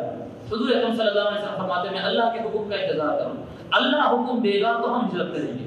ایک دن، دو دن، تین دن گزر جاتے ہیں، تیسرے دن حضور اکرم صلی اللہ علیہ وسلم دھوپ تیز ہونے کی وجہ سے شام تھا، لیکن حضرت ابوبکر کے گھر کو پہنچتے اچانک ورکنگ ٹائم میں، جب کبھی حضور وہ ٹائم آتے نہیں اور کھٹکا مارتے، دروازہ کھلتا، کیا کہتے حضور صلی اللہ علیہ وسلم اندر آ کے، حضور صلی اللہ علیہ وسلم یہ بھی خصوصیت ہے، حضور اکرم صلی اللہ علیہ وسلم حضرت ابوبکر کے گھر میں کبھی دوسروں کے گھر کی طرح نہیں گئے، اندر گئے اور سکون سے گھر میں جا کے بیٹھ جاتے آرام سے۔ جو بڑے گھر میں ہے تو اندر جانا ہے، بلائے، میزبانی ہو رہی، مہمان نوازی ہو رہی، کھانا پک رہا حضور کے لیے خاص، ایسا کچھ بھی نہیں، جیسا اپنے گھر میں آدمی بیٹھتا ہے نا۔ حضرت ابوبکر کے گھر کی یہ خصوصیت تھی کہ حضور اپنے گھر کی طرح گھر میں جا کے سکون سے بیٹھ جاتے تھے۔ حضرت ابوبکر گھر میں بھی نہیں، جب اطلاع یہ ٹائم حضور یہ ٹائم ہے تو مطلب کچھ خاص بات ہے، تو وہ جلدی جلدی حضرت ابوبکر کے جا بھی رہتے، وہاں سے واپس آتے ہیں، پوچھتے ہیں رسول اللہ کیا بات ہے؟ فرماتے ہیں کہ ہجرت کی اجازت مل گئی اللہ کی طرف سے، آرڈر آ گیا، اب ہجرت کرنا ہے۔ تو حضرت ابوبکر بولتے یا رسول اللہ الصحبہ، یا رسول اللہ آپ کے ساتھ رہنا چاہتا ہوں، لیکن سب لوگ تو چلے گئے، میں چاہتا ہوں کہ سفر میرا آپ کے ساتھ۔ حضور صلی اللہ علیہ وسلم فرمایا کہ انشاءاللہ ایسا ہی ہوگا۔ پھر بولتے کہ یا رسول اللہ میرے پاس 2 اونٹ ہے، ایک اونٹ تو میں یوز کروں گا، ایک اونٹ آپ کے لیے۔ حضور فرماتے قیمت سے ہی لوں گا، قیمت سے ہی لوں گا، شرط کر دیتے۔ تو حضرت ابوبکر کو ڈر کیا ہے کہ اگر کچھ ہاں ہو کرے تو ٹھیک ہے تم الگ آ جاؤ میں الگ آ جاؤں، تو ان کیا کرتے ہیں حضور جو شرط ہے کہ ٹھیک ہے یا رسول اللہ مان لیا، قیمت سے ہاں لے لیتا ہوں، قیمت بعد میں لے لیتا ہوں۔ تو چلو تیار ہو گئے، اونٹ تیار ہو گئے، اب نکلنے کا ہے، تیاری کرنا، ٹھیک ہے تیاری کرنا۔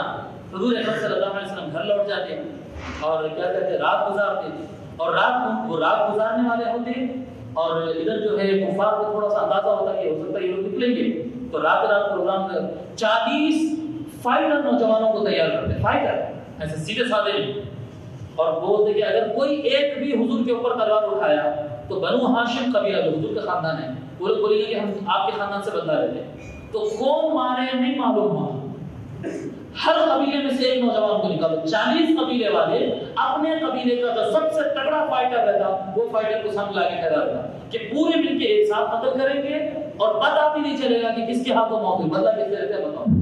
اس طرح سے 40 نوجوانوں کو تیار کیا جاتا، سب سے بہترین تلوار جو ہو سکتے وہ تلوار تیار کیے جاتے ہیں، اس کو زہر میں پلایا جاتا ہے، اور 40 نوجوان مل کے رات میں گھیرا ڈال دیتے ہیں حضور اکرم صلی اللہ علیہ وسلم کے مکان میں۔ پہلے تو حضور صلی اللہ علیہ وسلم جو دن میں نکلتے وہاں سے حضرت ابوبکر کو لے کر نکلتے ساتھ میں، حضرت ابوبکر کو، حضرت علی تو حضور کے گھر میں ہی ہے، ابوبکر رضی اللہ تعالیٰ عنہ کو لے کر نکلتے اور اپنے مکان میں رہتے۔ جب نکلنے والے ہوتے تو وہ جو اونٹ ہوتا وہ اونٹ کے اوپر وہ توشہ ساتھ میں بندے تھے کھانے کا، تو توشہ بندے تھے، لیکن جب جا کے وہ اونٹ کو لٹکانا چاہتے تو کپڑا ڈوری کچھ نہیں ملتے، تو حضرت سیدنا ابوبکر صدیق رضی اللہ تعالیٰ کی چھوٹی بیٹی اسماء، بڑی بیٹی سیدہ عائشہ جی ام المؤمنین، بڑی بیٹی سیکنڈ بیٹی حضرت اسماء بنت ابی بکر رضی اللہ تعالیٰ عنہ، وہ چھوٹی بیٹی آگے بڑھتی اور اپنی جو اوڑھنی رہتی ان کی وہ اوڑھنی کو ایسے دو حصوں میں پھاڑ دیتے، ایک اپنے اوپر ڈال لیتے اور دوسرے اوڑھنی سے حضور کا توشہ بھر دیتے.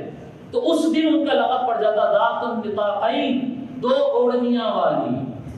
پھر اب ذات النطاقین فن حدیث میں اور اسماء الرجال میں اور کیا کہتے ہیں تاریخ کی کتابوں میں جہاں کہیں ذات النطاقین کا لفظ آتا ہے تو اس کا معنی یہ ہوتا ہے حضور حضرت ابو بکر رضی اللہ عنہ کی چھوٹی بیٹی، دو اوڑھنیاں والی، یہ لقب پڑ جاتا ہے. وہ کیا کہتے ہیں توشہ بندھتے تھے وہ اونٹ کے ساتھ، اور حضور صلی اللہ علیہ وسلم کیا کہتے ہیں حضرت ابو بکر کو لے کر پھر اپنے مکان کو لوٹ جاتے ہیں. رات کا ٹائم ہوتا ہے، حضرت علی رضی اللہ تعالیٰ کو حضور صلی اللہ علیہ وسلم پورے بتا دیتے ہیں کہ یہ ان کی امانت ہے، یہ ان کی امانت ہے، یہ ان کی امانت ہے، یہ ان کی امانت ہے، اور یہ میرا بستر ہے، یہاں کو آرام کرنا ہے، صبح لوٹنا ہے، یہ امانتیں لوٹانا ہے، اور صبح میں امانتیں لوٹا کر پھر میرے پیچھے پیچھے مدینہ منورہ آپ کو آ جانا ہے. یہ حضور صلی اللہ علیہ وسلم کو سمجھا رہے تھے. اور رات میں نکلنے والے ہوتے مگر گھیرا ہے 40 نوجوانوں. حضور اکرم صلی اللہ علیہ وسلم نکلتے وقت فرماتے سورہ یاسین تلاوت کرتے غالباً سورہ یاسین کی آیت تلاوت کرتے. اس میں ایک آیت آتی ہے فَأَغْشَيْنَاهُمْ فَهُمْ لَا يُبْصِرُونَ، ہم نے ان کے آنکھوں پہ پردہ ڈال دیا ہے، اب وہ نہیں دیکھ سکتے. یہ آیت حضور پڑھتے فَأَغْشَيْنَاهُمْ فَهُمْ لَا يُبْصِرُونَ. یہ لفظ پڑھ کر ایک مٹی اٹھاتے آپ صلی اللہ علیہ وسلم اور اپنے مکان مبارک کے باہر ایسا مٹی پھینک دیتے ہیں. فَأَغْشَيْنَاهُمْ فَهُمْ لَا يُبْصِرُونَ. یہ مٹی پھینک دیتے ہیں اور اطمینان سے حضرت ابوبکر وہ دو اونٹ وہ دوشا وہ سارا کچھ لے کے وہ نوجوانوں کو دیکھتے ہوئے گزر جاتے. پورے کے پورے نوجوان ایسے دیکھتے پھیرے ہوئے، کسی کی آنکھ یوں نہیں ہوئی، سب پھیرے، سب کی آنکھ کھلے، حضور نظر کسی کو نہیں آ رہے. اطمینان سے نکلتے اور سفر پہ نکل جاتے. دوسرے دن صبح ہوتی، وہ رات میں نکلتے اور نکل کے جا کے غار ثور میں رک جاتے. غار ثور بالکل قریب ہے مکہ سے، وہ غار ثور کو پہنچتے اور وہاں پر رک جاتے. بہت چھوٹا غار ہے، غار ثور بہت چھوٹا غار ہے، وہ غار ذرا ڈاؤن میں ہے، وہاں جا کے رک جاتے. ادھر حضرت علی رضی اللہ تعالیٰ رہتے ہیں. اب یہ لوگ پوری رات انتظار کرتے ہوئے کہ پوری رات فجر دیکھ لیا، اب تو نہیں آ رہے، اب صبح ہو گئے، اب تو نہیں ہو سکتا، بلکہ دروازہ توڑ کے گھر کے اندر داخل ہوتے ہوئے، وہ توڑ کے داخل ہوتے. تو اطمینان سے کوئی ہے چادر اوڑھ لے کے سو رہے ہیں، چادر اوڑھ لے کے سو رہے ہیں. فوراً چادر ہٹائے تو دیکھ حضرت علی سو رہے ہیں. محمد کہاں چلے گئے صلی اللہ علیہ وسلم؟ تو بولے وہ تو چلے گئے، حضرت علی وہ تو چلے گئے. تو ان کو پکڑتے ہیں، پھر پکڑ کے ان کو باہر لے جاتے اور خانے کعبہ میں ان کو بند دیتے لے جاتے ہیں. پورا بازار جمع ہوتا، پورے لوگ جمع ہوتے، ان کو بند دیتے کھمبے کے ساتھ اور بڑا ان کو تکلیفیں دیتے، سزائیں دیتے. اور کیا کرتے بتاؤ، کہاں چھپے ہوئے، بتاؤ کہاں چھپے ہوئے، بتاؤ کہاں چھپے ہوئے. بول رہا ہوں صاحب پھر چلے گئے حضور اکرم صلی اللہ علیہ وسلم چلے گئے. پھر آپ کیا کر رہے ہیں یہاں پر؟ تو بولے حضور میرے کو بولے کہ امانتیں لوٹانا ہے. تو لوگوں کو بھی وہ ذرا وہ ہوتا کہ ایک تو امانتیں لینا ہے، اپنے پیسہ ہے، پیسہ تو اپنا ہی ہے نا، تو لینا بھی ہے. اور دوسرا پھر یہ کم عمر نوجوان ان کا کیا قصور ہے؟ آپ تصور کریں نا، ہجرت کے وقت حضرت علی رضی اللہ تعالیٰ کی عمر ہوگی یہ کوئی 22-23 ایئرس، اتنی ان کی عمر ہوگی. پھر یہ نوجوان کا کیا قصور ہے؟ چلو چھوڑ دیتے. حضرت علی رضی اللہ تعالیٰ امانتیں لوٹا دیتے اور نکل کر چلے جاتے. اب حضرت ابوبکر صدیق رضی اللہ تعالیٰ حضور صلی اللہ علیہ وسلم کو جو لے کر جاتے، ان کے 2 غلام ان کا ساتھ دیتے رہتے. ایک غلام یہ وہ 2 غلام ہیں، یہ وہ 2 غلام ہیں جن کو حضرت ابوبکر صدیق رضی اللہ عنہ جب کافر لوگ ظلم کر رہے تھے تو انہیں آزاد کرائے تھے، اپنا پیسہ خرچ کر کے آزاد کرا دیا. ایک ان میں رستہ بتانے کا کام کرتے تھے. رستہ بتانے کی ضرورت کیا تھی؟ رستہ تو معلوم تھا نا. رستہ بتانے کی یہ ضرورت تھی کہ جو ریگولر جو روٹ ہے نا مدینہ جانے والی، وہ روٹ پہ چلنا نہیں تھا. وہ روٹ پہ تو یعنی دشمن تو مل جائے گا، پکڑ لیں گا آسانی سے. تو نئے روٹ سے جانا ہے، جو ریگولر روٹ ہے اس سے ہٹ کر جانا ہے، تو جاننے والے کی ضرورت تھی. نمبر 2 عامر بن فہیرہ رضی اللہ تعالیٰ عنہ، یہ بھی حضرت ابوبکر آزاد کیے صحابی. عامر بن فہیرہ ان کا کام کیا تھا؟ ان کو بکریاں چلانا اچھا آتا تھا. تو حضرت ابوبکر ان کو مقرر کرے تھے کہ جو روٹ سے ہم گزرے نا وہ روٹ پہ آپ بکریاں چلا دیں. اونٹ کے پیر کے نشان رہتے نا جی، سمجھ رہے ہیں؟ جدھر جدھر ہماری سواری گزرے گی تم ایسا جانا ہے کہ بکریاں چلا دینا، ایسا جانا ہے کہ بکریاں چلا دینا. ان کو نشان نہیں ملنا. یہ حضرت ابوبکر رضی اللہ تعالیٰ کی کوشش تھی، جد و جہد تھی، اور پورا انٹینشن یہ تھا کہ حضور تک دشمن پہنچنا نہیں. اور یہ سارا کچھ کرتے ہوئے غار ثور تک پہنچتے، اور غار ثور میں اندر جب جانے کا، جو پہاڑ کے اوپر ہے غار ثور، اوپر چڑھنا تھا، تو حضرت ابوبکر رضی اللہ تعالیٰ حضور صلی اللہ علیہ وسلم کو روک دیتے، یا رسول اللہ ویران گلی کے ویران، پتہ نہیں اس میں کیا ہے، پتہ نہیں اس کے اندر کیا ہے، تو وہ ویران گلی دیکھ کے حضرت ابوبکر رضی اللہ تعالیٰ اوپر بولتے کہ آپ رکیے میں چڑھتا ہوں پہلے۔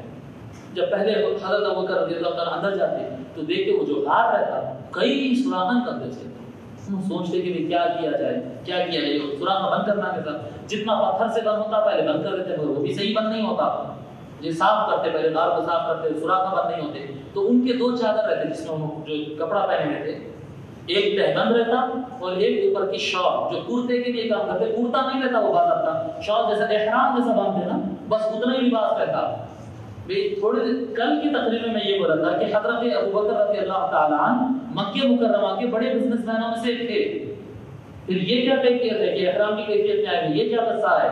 ہجرت سے پہلے حضرت ابوبکر رضی اللہ تعالیٰ اپنا ٹوٹل مال حضور صلی اللہ علیہ وسلم پہ خرچ کر چکے تھے، ان کے لیے اپنے خود کا پہننے کا کپڑا بھی باقی نہیں تھا، صرف دو چادروں میں ہجرت کر رہے ہیں، صرف دو چادروں میں پورا نکال دیا، تو وہ جو اوپر کے جو باڈی کے اوپر کی جو شال تھی وہ شال کو نکالتے، پھاڑتے سوراخ بند کرتے، پھاڑتے سوراخ بند کرتے، پھاڑتے سوراخ بند، اس طرح سے سوراخ بند ہو جاتے، پھر بھی ایک سوراخ باقی رہتا، نیچے آتے ہوتے کہ رسول اللہ چلیے اوپر چلتے ہیں، حضور اکرم صلی اللہ علیہ وسلم کو اوپر لے آتے، خود پہلے داخل ہوتے، پھر حضور کو اندر لیتے، اور اس کے بعد کیا کرتے، حضور اب حضور کو تھکے ہوئے، آقا صلی اللہ علیہ وسلم سفر سے تھکے ہوئے تو کیا کرتے، ایسے بیٹھ کر اپنے دونوں پیر، دو سوراخ باقی رہتے، دونوں پیر ایک دو سوراخ پہ اس طرح سے لگا دے کہ وہ سوراخ آرام کر لیجیے، اتنی تیزی سے کرتے کہ حضور کو وہ سوراخ نظر نہیں آتا، حضور کو تو ایسے سب معلوم رہتا، ان کی اپنی کوشش کہ حضور وہ سوراخ دیکھنے سے پہلے بند کر دیا جائے، تو دونوں پیروں سے دو سوراخوں کو بند کر دیتے،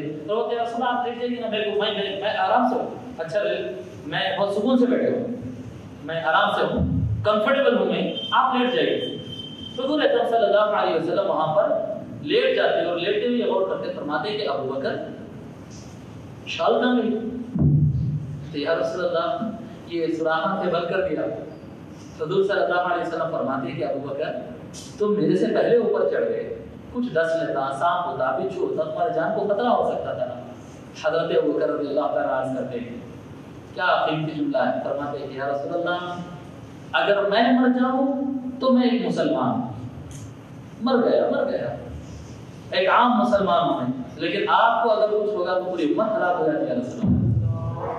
آپ تصور کریے کہ حضرت ابوبکر صدیق رضی اللہ عنہ کیا فرما رہے ہیں، اگر میں مر جاؤں تو میں تو ایک مسلمان ہوں جی۔ اب اگر اس کو کوئی کم بخت اور کم علم اور نادان لوگ اگر اس جملے کو پکڑ لے کہ حضرت ابوبکر بولے وہ بھی عام انسان ہے، اگر کوئی اپنے آپ کو عام انسان کہے تو سمجھنا کہ وہ اچھا آدمی ہے، نہیں کوئی اپنے آپ کو میں اچھا ہوں بولے تو سمجھنا کہ عام انسان ہے، سمجھ رہے ہیں اپنے آپ کے بارے میں اگر کسی کے بارے میں جج کرنا ہے کہ یہ آدمی کیسا ہے تو آپ سمجھنا کہ اپنے آپ کو کیا سمجھتا، اپنے آپ کو قابل سمجھتا تو سمجھنا کہ عام آدمی، اور اگر کوئی آدمی یہ سمجھتا ہے کہ میں تو کچھ بھی نہیں ہوں تو سمجھنا کہ ان کام کا انسان، سمجھ میں آ رہی ہے بات۔ تو حضرت ابوبکر رضی اللہ عنہ نے یہ جملہ فرمایا کہ رسول اللہ میں تو اگر میں مر جاؤں تو میں ایک عام انسان، کچھ نہیں فرق پڑتا، آپ ہے آپ سلامت رہے سب کچھ ہے۔ حضور اکرم صلی اللہ علیہ وسلم یہاں پر آقا صلی اللہ علیہ وسلم اپنے دونوں ہاتھ اٹھاتے اور حضرت ابوبکر رضی اللہ تعالی عنہ کو یہ دعا فرماتے، فَأَيْنَ تَوْبَكَ يَا رَبِّ جی۔ حضور اکرم صلی اللہ علیہ وسلم فرماتے جب یہ شال ڈال دیے، اپنی جان لگا دیے، خطرہ مول لیے اور اس طرح سے بیٹھے، آقا صلی اللہ علیہ وسلم حضور اکرم صلی اللہ علیہ وسلم فرماتے ہیں اللہم اجعل ابا بکر معی فی درجتی یوم القیامہ، اے اللہ اس عمل کے بدلے میں اے اللہ ابو بکر کو قیامت کے دن جنت میں میرے بازو بٹھانا۔ یہ حضرت ابوبکر رضی اللہ تعالیٰ کا جنت میں مقام ہے کہ جنت کے اندر کوئی کسی درجے پہ رہے گا، کوئی کسی درجے پہ رہے گا، اگر کسی کو ابو بکر تلاش کرنا ہے تو ابو بکر آپ کو نظر آئیں گے، حضور کے بازو بیٹھے رہیں گے جنت کے اندر، وہ مقام رہے گا حضرت ابو بکر رضی اللہ تعالیٰ، ٹھیک ہے۔ اب یہ جو روایت ملتی ہے کہ حضرت ابو بکر کو حضور صلی اللہ علیہ وسلم فرمائے لا تحزن، قرآن میں جو آتا ہے غم مت کرو، یہ کیا تھا؟ یہ تھا کہ کفار جو ہے تلاش کرتے رہتے، اعلان ہو گیا نا مکہ مکرمہ میں کیا اعلان ہوا تھا مکہ مکرمہ میں؟ جو محمد کو تلاش کر کے لائے گا صلی اللہ علیہ وسلم، جو محمد کو تلاش کر کے لائے گا زندہ یا معاذ اللہ کسی بھی حالت میں، جو حضور صلی اللہ علیہ وسلم کو لائے گا اس کو 100 اونٹ، اور جو کم سے کم ان کے ساتھ ہی ابو بکر کو لائے گا تو اس کو الگ سے 100 اونٹ، کوئی دو اونٹ کو لائے گا تو 200 اونٹ کا اعلان، تو پورے مکے کے لوگ بھاگ گئے۔ اچھا چانس ہے نا لوگ، ایک اونٹ میں سے ایک کار آپ کے دور کی، اگر آپ کو میں آپ کو کوئی کام ہے آپ کر دیے تو آپ کو 100 کار ملے گی، اس سے اچھی کیا ہوتا ہے شو روم ڈال لیں گے پورا، نہیں 200 اونٹ کوئی چھوٹا آفر تو نہیں ہے نا، آفر بہت بڑا ہے، تو بولے ہر کوئی آدمی نکل گیا۔ تو جب حضرت ابوبکر رضی اللہ تعالیٰ بیٹھے ہوئے اور حضور صلی اللہ علیہ وسلم آرام فرما رہے ہیں تو کفار جو ہے وہ آ گئے، کفار جو ہے پہاڑ چڑھتے چڑھتے چڑھتے وہاں تک آ گئے، اور وہ بڑا مشہور ہے کہ مکڑی جالا بنا دی تھی اور کبوتر وہاں پر انڈے دے دیے تھے، وہ آ کے ٹھہرے گئے، چھوٹا سا غار ہے اور 6-8 لوگ آ کے ٹھہرے ہوئے، غار کے اندر بیٹھنے والوں کو ان کے پیر نظر آ رہے ہیں، اور غار اتنا چھوٹا ہے کہ اگر کوئی آدمی حضرت ابوبکر یہی کہتے وہ غم زدہ ہوتے اور ان کی آنکھ سے آنسو جاتے ہیں، وہ غم زدہ ہوتے اور کہتے کہ یا رسول اللہ اگر یہ لوگ نیچے اپنے پیروں کو بھی اگر دیکھ لیے تو ہم نظر آئے، انہوں نے ایسے دیکھتے ٹھہرے اوپر، اگر انہوں اپنے پیروں کو بھی اگر کوئی دیکھ لیے تو ہم نظر آ جاتے ہیں۔ حضور اکرم صلی اللہ علیہ وسلم فرماتے ہیں کہ یا ابا بکر، اے ابو بکر، ما ظنک باثنین، آپ کیا سمجھتے ہیں کہ ایسے دو لوگ کو کچھ ہو سکتا ہے؟ ایسے دو لوگ، کیسے دو لوگ؟ اللہ ثالثہما، ان کے ساتھ تیسرا بیٹھنے والا اللہ ہے۔ آپ سمجھ رہے ہیں کہ ہم دو ہیں، ہم دو ہیں، ایسے دو کو کیا ہو سکتا ہے جن کے ساتھ تیسرا اللہ ہے؟ جی اے ابوبکر آپ سمجھ رہے ہیں کہ ہم دو ہیں، ہم تو تین ہیں۔ تو حضرت ابوبکر سکون ہے، فانزل علیہ السکینہ، قرآن میں آتا ہے، تو اللہ تبارک و تعالی وہاں پر سکینہ نازل کر دیا، سکون، بالکل نو ٹینشن، آرام نازل کر دیا اللہ تبارک و تعالی۔ مفسرین لکھتے ہیں کہ یہ جو سکون نازل ہوا وہ حضور پر اور ابو بکر پر رضی اللہ عنہ نہیں، دونوں پر نہیں نازل ہوا، حضور تو پہلے ہی وقت سے سکون میں تھے کیونکہ حضور تو جانتے تھے نا اللہ ہمارے ساتھ ہے۔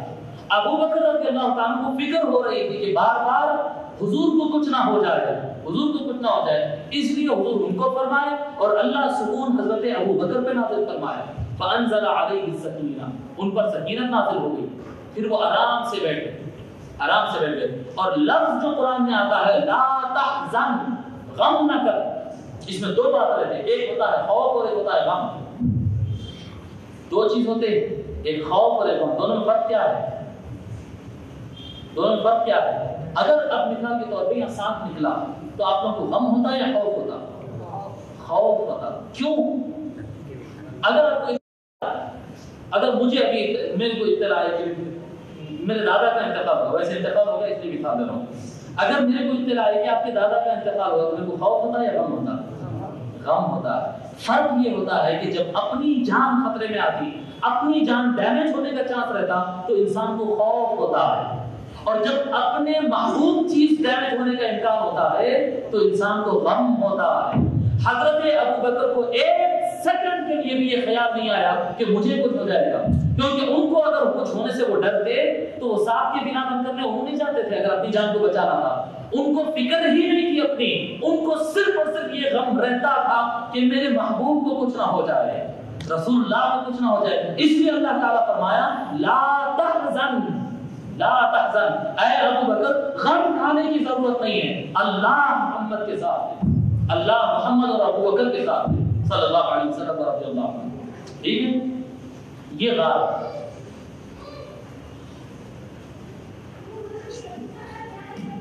یہ ہجرت کے دوران ہوا، اور ہجرت کے بعد پھر پہنچے۔ اب دیکھیے آپ جب وہاں سے 3 دن رکے، غار ثور میں 3 راتیں رکے، اس کی وجہ تھی کافروں کو کنفیوز کرنا، تو غار ثور میں 3 روز مکے سے نکل گئے، ہائی وے پہ نکل گیا، تو 1 گھنٹے میں اتنی دور جاتے، 2 گھنٹے میں اتنی دور جاتے، 6 گھنٹے میں اتنی دور جاتے، اندازہ رہتا تھا، ٹھیک ہے۔ اب یہ ہائی وے پہ نکل گئے، پہلے تو پیروں کے نشان انہوں عامر بن فہیرہ بیٹھتے جا رہے ہیں، بکریاں چل رہے ہوں، رائٹ، اور نمبر 2 یہ ہو رہا تھا کہ نکل کے وہیں قریب غار میں رک گئے، وہیں قریب غار میں رک گئے۔ اب کافر جو تلاش کر رہے ہیں وہ مکے سے مدینہ بھاگ رہے اور مدینے سے مکہ بھاگا، مکے سے مدینہ بھاگے اور مدینے سے مکہ بھاگا، مل رہے تھے تینوں رکے رستے میں۔ اب ان لوگوں کو کیا سمجھ میں آنا بھائی جانے والا کیسے جائے گا؟ تو ہائی وے کچھ تلاش کرنا پڑے گا، ہائی وے کے اطراف کے گاؤں میں تلاش کرنا پڑے گا، یہی ہوئی گا نا۔ اب بھائی تلاش کرنے والا کیا کرے گا؟ تو یہ وہ لوگ تلاش کر رہے تھے، یہ کنفیوز کرنے کا ایک طریقہ تھا۔ 3 روز غار ثور میں رہے اور جو جوش تھا بھاگ دوڑ کرنے والے دھوپ میں بھاگے اور وہ 200 اونٹ کی چکر میں بھاگ کے لوگ تھک گئے اور ٹھنڈے پڑ گئے، نہیں ملتے استاد کدھر چلے گئے، کیا ہے پوری روٹ ڈھونڈی ہم لگا، پورے گاؤں ڈھونڈی نہیں دکھ رہے۔ اس کے بعد اطمینان سے پھر نکلے، پھر سفر کنٹینیو ہونے لگا، سفر کنٹینیو کرنے لگے۔ جب وہ دونوں چلنے لگے ہوا یہ کہ کچھ دور کچھ فاصلے پر فرتحلنا والقوم یطلبوننا، قادری صاحب کہتے ہیں یہ حدیث شریف ہے، حضرت ابوبکر کہتے ہیں کہ ہم نکل پڑے تھے اور قوم ہم کو تلاش کرتے گئے، فلم یدرکنا احد منهم، ہم میں سے کوئی نہیں پایا، ہم کو کوئی نہیں پا سکا، کوئی دیکھا ہی نہیں ہمارے کو، الا سراقہ دیکھ لی۔ سراقہ بھی ایک تیز جناب والا اور ان کو چاہیے تھا پیسہ، اونٹا ہونا تھا ان کو بھی، تو ان کو مطلب نہیں تھا، حضور سے کوئی دشمنی نہیں تھی، حضرت ابوبکر سے بھی کوئی دشمنی نہیں تھی، ان کو چاہیے تھا پیسہ، چلو اچھا چانس ہے پیسہ کمانے کا، نکل گئے وہ۔ جب نظر پڑی بہت تیزی کے ساتھ گھوڑا دوڑاتے آ رہے، بہت تیزی کے ساتھ دوڑاتے بہت قریب آ رہے ہیں، حضرت ابوبکر اور حضور کی دونوں کی نظر پڑ گئی۔ جب وہ تیز قریب آنے لگے، بالکل قریب ہو گئے اور اب یعنی بچنے کا کوئی چانس نہیں دکھا، حضرت ابوبکر رضی اللہ تعالیٰ نے فرمائے هذا الطلب قد لحقنا وبكيت، حضرت ابوبکر کہتے میں کہا کہ یہ ہمارے کو تلاش کرنے والا ہم کو پکڑ لیا، اس کے ساتھ ہتھیار ہے، وہ ہمارے کو پکڑ لیتا۔ اب ہم حضرت ابوبکر رضی اللہ تعالیٰ کی آنکھ سے آنسو جانا شروع ہو گئے، مطلب اب میں حضور کا ڈیفینس نہیں کر سکوں گا کہ اس کے پاس ہتھیار ہے، کتنی دیر روک سکوں گا میں نہیں ڈیفینس کر سکتا، میں نہیں بچا سکتا۔ یہ سوچ کر حضرت ابوبکر رضی اللہ تعالیٰ عنہ کے آنکھ سے آنسو جانے لگے۔ حضور صلی اللہ علیہ وسلم قال لما تبکی، حضور صلی اللہ علیہ وسلم فرمایا ابوبکر رونا کیوں آ رہا؟ تو قال قلت امام اللہ ما علی نفسی ابکی ولکن ابکی علیہ، وہ کہتے ہیں یا رسول اللہ میں اپنی جان کے لیے نہیں رو رہا ہوں، آپ کے بارے میں سوچ کے مجھے رونا آ رہا، میں کنٹرول نہیں کر سک رہا ہوں، اب کیا کیا جائے؟ قال فدعا علیہ رسول اللہ صلی اللہ علیہ وسلم فقال، حضور صلی اللہ علیہ وسلم یہ الفاظ بولے، کیا بولے؟ اللہم اکفناہ بما شئت فساقت قوائم فرسی فی ارض صلب، سخت زمین بنجر، سخت قسم کی زمین جس میں کھود کے آپ جھاڑ بھی نہیں لگا سکتے، ایسے سخت زمین میں حضور صلی اللہ علیہ وسلم فرمائے اے اللہ اس سے بچانے کا ذمہ داری تو اپنے ہاتھ میں لے لے۔ جیسے وہ قریب آیا، حضرت ابوبکر کہتے ہیں سخت زمین کے اندر اچانک وہ گھوڑے کے دونوں پیر زمین میں دھس گئے اور وہ گر کے حضور صلی اللہ علیہ وسلم کے قدموں میں آ کے گرا۔ گھوڑے کے دونوں پیر سامنے، تیز بھاگتے ہوئے گھوڑا، اس کے پیر دونوں اندر چلے گئے، تو ہوتا کیا؟ ایسا گرنا سامنے، تو گر کے کلاڑیاں مارتے ہوئے آگے سیدھا حضور کے قدموں میں، اس کی تلوار حضور اطمینان سے ہاتھ میں لیے اور بولے سراقہ اب بولو۔ وہ تیزی سے بھگت کے آ رہے تھے نا گھوڑا، اب آپ تھے پیروں میں پڑے تھے اور تلوار میرے ہاتھ میں ہے، اب بولو۔ تو سراقہ ہوتے معافی چاہتا ہوں، سوری غلطی ہو گئی۔ تو بڑا فکر مند ہوتے حضور جاؤ ہوتے، ٹھیک ہے صاحب آپ تو آئے تھے میرے کو قتل کرنے کے واسطے، تلوار لے کے بھگا رہے تھے، مگر جاؤ۔ تو حضور کی یہ رحمت کو دیکھ کے سراقہ ہوتے کہ اتنا رحم دل انسان نہیں دیکھا، میں تو اٹیک کیا تھا اور آپ کم سے کم ایک تھپڑ تو مارتے نہیں، اتنا تو ہوتا تھا نا، کام تو کرتے کچھ بھی نہیں، بس جاؤ بولتے کہ رسول اللہ آپ کی یہ رحمت سے مجھے یقین ہوتا کہ آپ رسول اللہ ہے اور سچ ہے، میں کلمہ پڑھنا چاہتا ہوں۔ حضور اکرم صلی اللہ علیہ وسلم کے ہاتھ پہ اسلام قبول کرتے اور اپنا گھوڑا، پھر وہ گھوڑا ان کا نکلتا، گھوڑے میں جو چلے گئے تھے پیرا، اس کو اٹھا کے وہ گھوڑا نکلتا اور بیٹھ کے اس پہ جانے لگتے۔ تو حضور صلی اللہ علیہ وسلم پھر آواز آتے سراقہ کیا ہے، کیوں آئے تھے؟ مجھے رسول اللہ میرے کو تو آپ سے کوئی دشمنی لینا دینا کچھ بھی نہیں، سوچا تھا تھوڑا پیسہ مل جائے گا اس لیے یہاں پر آیا تھا۔ حضور اکرم صلی اللہ علیہ وسلم فرمائے جب وہ کلمہ پڑھ لے کے جا رہے تھے، حضور صلی اللہ علیہ وسلم فرمائے کہ میں دیکھ رہا ہوں ایران کا جو بادشاہ کسرا، ایران کا بادشاہ جو گولڈ اپنے ہاتھوں میں پہنتا ہے وہ میں تمہارے ہاتھ میں آج دیکھ رہا ہوں۔ تم کو پیسہ چاہیے تھا نا، ایران کا کنگ اپنے ہاتھ میں اگر گولڈ پہنتا تو کیسا پہنتا ہوگا جی؟ وہ گولڈ میں تمہارے ہاتھوں میں لے رہا ہوں. اور پھر یہ ہوا آگے زمانے میں حضور صلی اللہ علیہ وسلم کا وصال ہوا، پھر حضرت ابوبکر کا زمانہ آیا، پھر حضرت ابوبکر کا وصال ہوا، پھر حضرت عمر رضی اللہ تعالیٰ عنہ کا زمانہ آیا.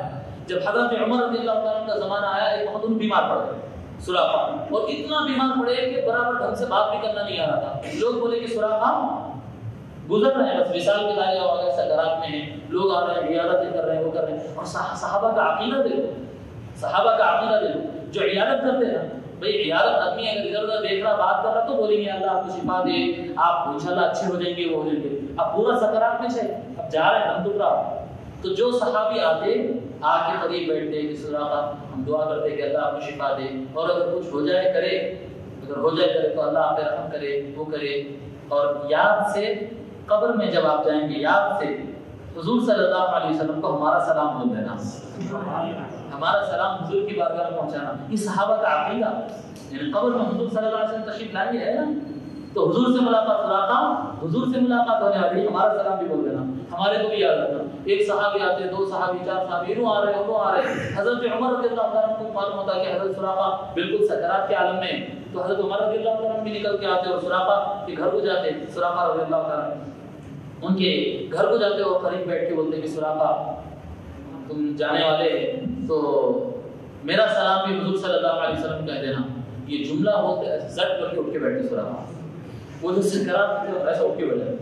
تو کہ عمر آپ یہ بات بول رہے ہو، ابھی تو آپ جا رہے تھے، آپ کیوں؟ سب کو حق ہے حضور کو سلام بھیجنے کا، عمر کو حق نہیں ہے. حضرت سراقہ کہتے ہیں حضور صلی اللہ علیہ وسلم ہجرت کے وقت فرمائے تھے کہ سراقہ تمہارے ہاتھ میں ایران کے بادشاہ کا سونا ہوگا، وہ کنگن پہنے بغیر میں مرنے والا نہیں ہوں. وہ کنگن ابھی میرے ہاتھ میں وہ کنگن نہیں ہے، خدا کی قسم کچھ بھی ہو سکتا ہے، سراقہ مر نہیں سکتا ہے. لوگ آ رہے جا رہے ہیں، میں سن لیا، آپ کیسے بولتے ہیں یہ بات؟ میرے کو تو ابھی پہننا ہے.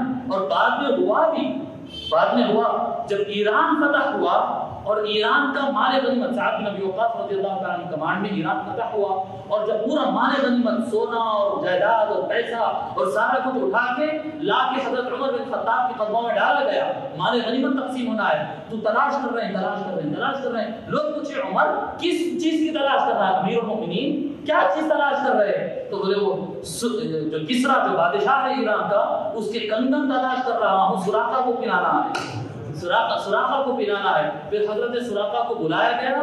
امیر المؤمنین عمر بن خطاب رضی اللہ تعالیٰ عنہ، گولڈ مرد کے لیے حرام ہے، گولڈ مرد کے لیے حرام ہے، لیکن حضور اللہ تبارک وَيُحِلُّ لَهُمُ الطَّيِّبَاتِ وَيُحَرِّمُ عَنْهُمُ الْخَبَائِثَ. اللہ تعالیٰ حضور کو یہ اختیار دیا کہ جو شریعت مقرر ہے، حضور جس کو چاہے جو چیز چاہے حلال بھی کر سکتے ہیں، حرام بھی کر سکتے ہیں.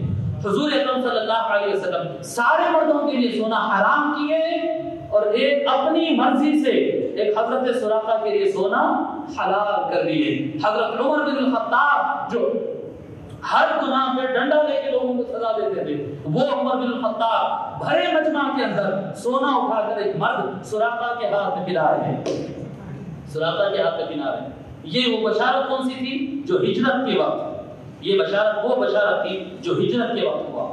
ٹھیک ہے، اور یہ جو ہجرت کی، جو پہنچنے کا دن تھا، جب وہاں سے نکلے اور ہجرت ہوئی اور پہنچنے کا دن تھا، تو حضور اکرم صلی اللہ علیہ وسلم اور حضرت ابوبکر صدیق رضی اللہ تعالیٰ عنہ جو ہے وہ پیر کے روز، منڈے پیر کے روز، ربیع الاول کے پیر کے روز مدینہ منورہ پہنچتے ہیں.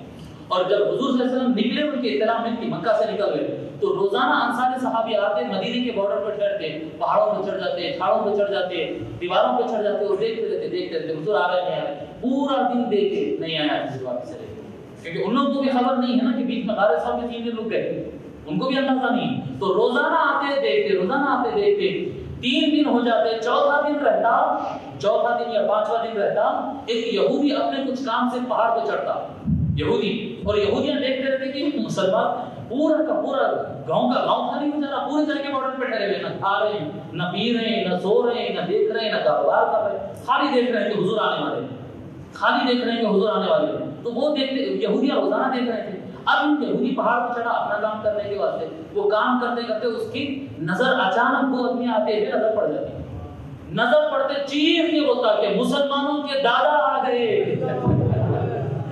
جد المؤمنین بتا، یہودی پکار کے ہوتا مسلمانوں، اس کو کیا معلوم کہ رسول اللہ غیر رسول اللہ، وہ تو یہودی تھا نا، اس کو تو اسلام نہیں معلوم، تو پکار کے بولتا کہ مسلمانوں کے دادا آ گئے ہیں، چیخ کے بولتے، پھر زنانا مردانہ بچے بوڑھے سب اپنے گھروں سے دنا دن نکلتے بھاگتے آتے، اور یہ اشعار جو ہیں طلع البدر علینا من ثنیات الوداع وجب الشکر علینا ما دعا للہ داعی ایها المبعوث فینا جئت بالامر المطاع جئت شرفت المدینہ مرحبا یا خیر داعی. سنیں نا یہ اشعار، پڑھتے بھی آپ لوگ، یہ صحابہ پڑھ رہے ہیں، صحابہ پڑھ رہے تھے حضور صلی اللہ علیہ وسلم کے استقبال. اس کا معنی یہ کہ طلع البدر علینا، ہم پر چودھری کا چاند نکل آیا، حضور کو دیکھ رہے تو چودھری کا چاند گئے، چودھری کا چاند طلع البدر علینا من ثنیات الوداع، وہ فراق کی جو لمبے گھڑیاں تھے اس کے بعد جدائی کے بڑے لمبے گھڑیاں گزرے، آج دوبارہ ہم چاند کو دیکھ رہے ہیں. وجب الشکر علینا، شکر ادا کرنا ہم پر واجب ہوا. ما دعا للہ داع، جو کچھ ہم کو وہ ہدایت دینے والے ہدایت کی راہ کی طرف بلائے ہیں. ایھا المبعوث فینا، اے ہمارے طرف بھیجے جانے والے نبی، جئت بالامر المطاع، آپ ایسا قانون لے کر آئے ہیں جس کی اطاعت تو کرنا ہے، یعنی اتنا بہترین قانون لائے کہ ہر کوئی ایکسپٹ کرے گا. جئت شرفت المدینہ، آپ تشریف لائے مدینے کی زمین کو آپ کی قدموں سے عزت ملی ہے. جئت شرفت المدینہ مرحبا یا خیر داع، اے ہوئے زمین کے سب سے اچھے دعوت دینے والے آپ، آج ہم آپ کا ویلکم کرتے ہیں. یہ اشعار ہے، اور بھی اشعار ہے، اور بھی اشعار ہے، مجھے پورے یاد نہیں ہے لیکن اس کے 10-11 شعر ہیں، یہ اشعار سے استقبال کرتے ہیں. تو آپ لوگ پڑھتے نا یہ اشعار، تو پھر پڑھو نا جی، پڑھیں گے مل کے پڑھیں گے، اس کے بعد آگے پڑھیں گے نا. اشعار اتنے اچھے اشعار، مگر یہ طرف سے نہیں پڑھیں گے جو سلام میں ہم عام طور پر پڑھتے ہیں، عرب کے ایسا پڑھیں گے، عرب کے طرف میں، اور آپ لوگ پڑھتے ہیں اس طرف. طلع البدر علینا من ثنیات الوداع وجب الشکر علینا ما دعا للہ داع ایھا المبعوث فینا جئت بالامر المطاع جئت شرفت المدینہ مرحبا یا خیر داع. طلع البدر علینا من ثنیات الوداع وجب الشکر علینا ما دعا للہ داع. قد لبسنا ثوب عز بعد أثواب الرقاب ورضعنا ثدي مجد بعد أيام الضياع. طلع البدر علينا من ثنيات الوداع وجب الشكر علينا ما دعا لله داع. ماشاءاللہ. وہ 10-11-12 اشعار تھے، تو سارے صحابہ یہ اشعار پڑھتے ہوئے حضور صلی اللہ علیہ وسلم کا استقبال کرتے. پھر وہاں پر ایک قبیلے میں حضور اکرم صلی اللہ علیہ وسلم کا استقبال کیا جاتا، وہاں ان کے رہنے کا انتظام کیا جاتا. حضور اکرم صلی اللہ علیہ وسلم وہاں پر ٹھہرتے جی ٹھہرتے. اچھا جب پہنچتے ہیں تو اکثریت اوس اور خزرج کی حضور کو نہیں دیکھتے، حضور صلی اللہ علیہ وسلم کو دیکھیں نہیں. اب حضور صلی اللہ علیہ وسلم کی حضرت ابو بکر بھی دونوں تشریف لائے، جو لوگ دیکھے گئے وہ حضور کو سلام کر رہے تھے. جب پہنچے دونوں ٹھہرے ہوئے، پہنچ کے مدینے میں سٹی میں پہنچ گئے، دونوں بھی ٹھہرے ہوئے، گاؤں میں دونوں بھی پہنچ گئے اور ٹھہرے ہوئے. تو بعض لوگ آ کے حضور کو پہلے سلام کر رہے ہیں اور بعض لوگ حضرت ابو بکر کو پہلے سلام کر رہے ہیں. بھئی کوئی کنفیوز ہو رہا ہے کہ یہ رسول اللہ ہے اور کوئی کنفیوز ہو رہا ہے کہ یہ رسول اللہ ہے. اب آپ کو تصور ہوگا، یہ سوچیں گے آپ کو کہ کیا حضرت ابو بکر کا جمال کمال اور چہرہ حضور کے برابر تھا؟ نہیں ایسا تو نہیں ہو سکتا، حضور تو حضور ہے، نہیں یہ تو برابر نہیں ہو سکتا ہے۔ مگر اولیاء اللہ اس معاملے میں لکھتے ہیں، اس معاملے میں اولیاء اللہ لکھتے ہیں۔ آپ سنے ہوں گے فنائیت جو ہوتی، فنائیت، جو کوئی آدمی کسی سے محبت کرتا ہے، جو کوئی آدمی کسی کی گن گاتا ہے، صبح شام اس کی بولی بولتا ہے، صبح شام اسی کو دیکھتا ہے، اسی کے کیا کہتے ہیں چہرے کو گھماتے رہتا ہے نظروں کے اندر، اور اسی کے تصور میں رہتا ہے، اسی کے تصور میں کھاتا ہے پیتا ہے، تو ایک مقام ایسا آتا ہے کہ ایک فنائیت اعمال میں ہوتی ہے، فنائیت کیفیت میں ہوتی ہے، اور فنائیت ظاہر میں ہوتی ہے۔ جو سفر 3 4 5 دن کا سفر ایک ساتھ حضور اکرم صلی اللہ علیہ وسلم کو دیکھتے ہوئے حضرت ابوبکر کرتے رہے، جب مدینہ تشریف لائے تو حضور صلی اللہ علیہ وسلم کی جمال اور کمال کی تجلی میں حضرت ابوبکر ایسے پناہ ہوتے کہ نور مصطفیٰ سے بھی چھلک رہا تھا، اور نور مصطفیٰ ابوبکر کے چہرے سے بھی چھلک رہا تھا، ایسے چھلک رہا تھا۔ آپ ادھر ایک تیز پن اس طرف لگائیں اور اس طرف گلاس لگا دیں، اگر ایک دم دیکھنے والا آدمی ہو تو اس کو اندازہ نہیں ہوتا کہ روشنی، اصل روشنی ادھر سے آ رہی ہے یا ادھر سے آ رہی ہے۔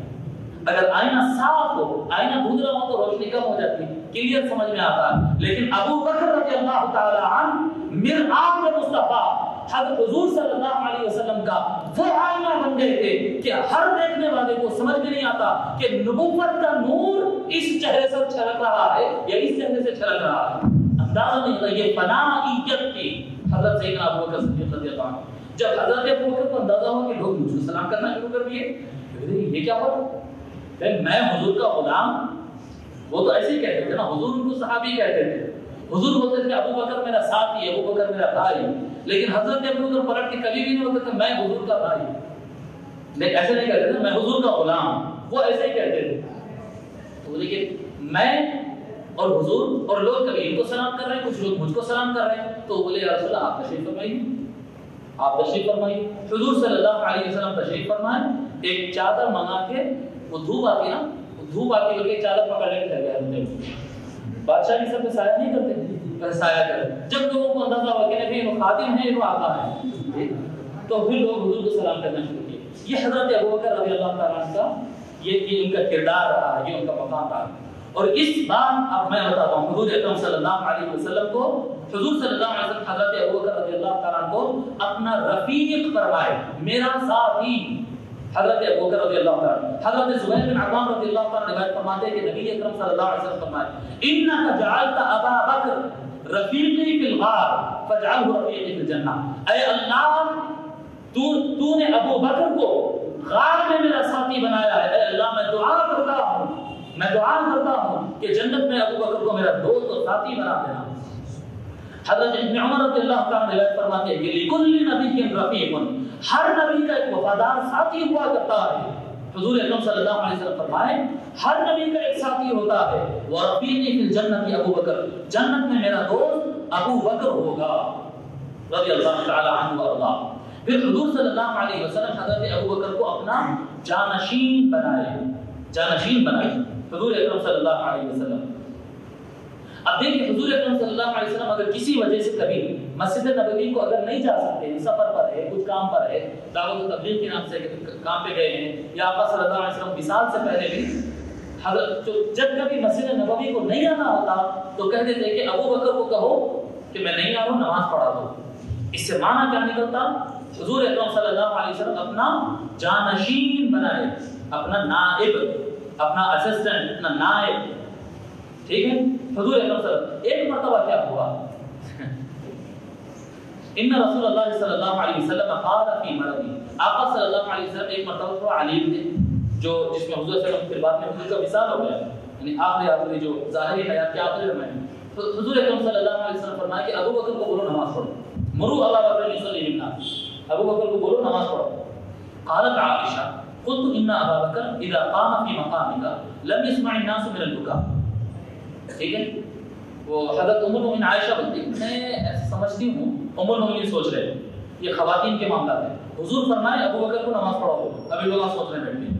ام المؤمنین عائشہ رضی اللہ عنہا ہوتی میں سمجھتی ہوں کہ اگر ابو بکر نماز پڑھائیں یعنی میرے ابا اگر نماز پڑھائیں گے حضور کی جگہ ٹھہر کے تو ان کو بہت نرم دل کی آتی ہے، ان کو تو رونا آ جائے گا، پھر ان کا آواز بھی چھوٹا ہے، ان کو رونا بھی آ جائے گا، اور مسجد میں لوگ نماز زیادہ پڑھتے ہیں، آواز پیچھے تک نہیں جائے گا، تھوڑا مشکل. لم يسمع الناس من البكاء، ان کا رونا اتنا ہو جائے گا کہ لوگ اللہ اکبر بول رہے، سمع اللہ لمن حمدہ بول رہے، لوگوں کو سمجھ نہیں آئے گا. تو بولتے کہ فمر عمر فلیصلی بالناس. ام المؤمنین عائشہ حضور سے کہتے ہیں کہ ایک کام کرو یا رسول اللہ، میرا خیال یہ ہے کہ آپ عمر کو بولو کہ نماز پڑھو، ان کا آواز بڑا ہے.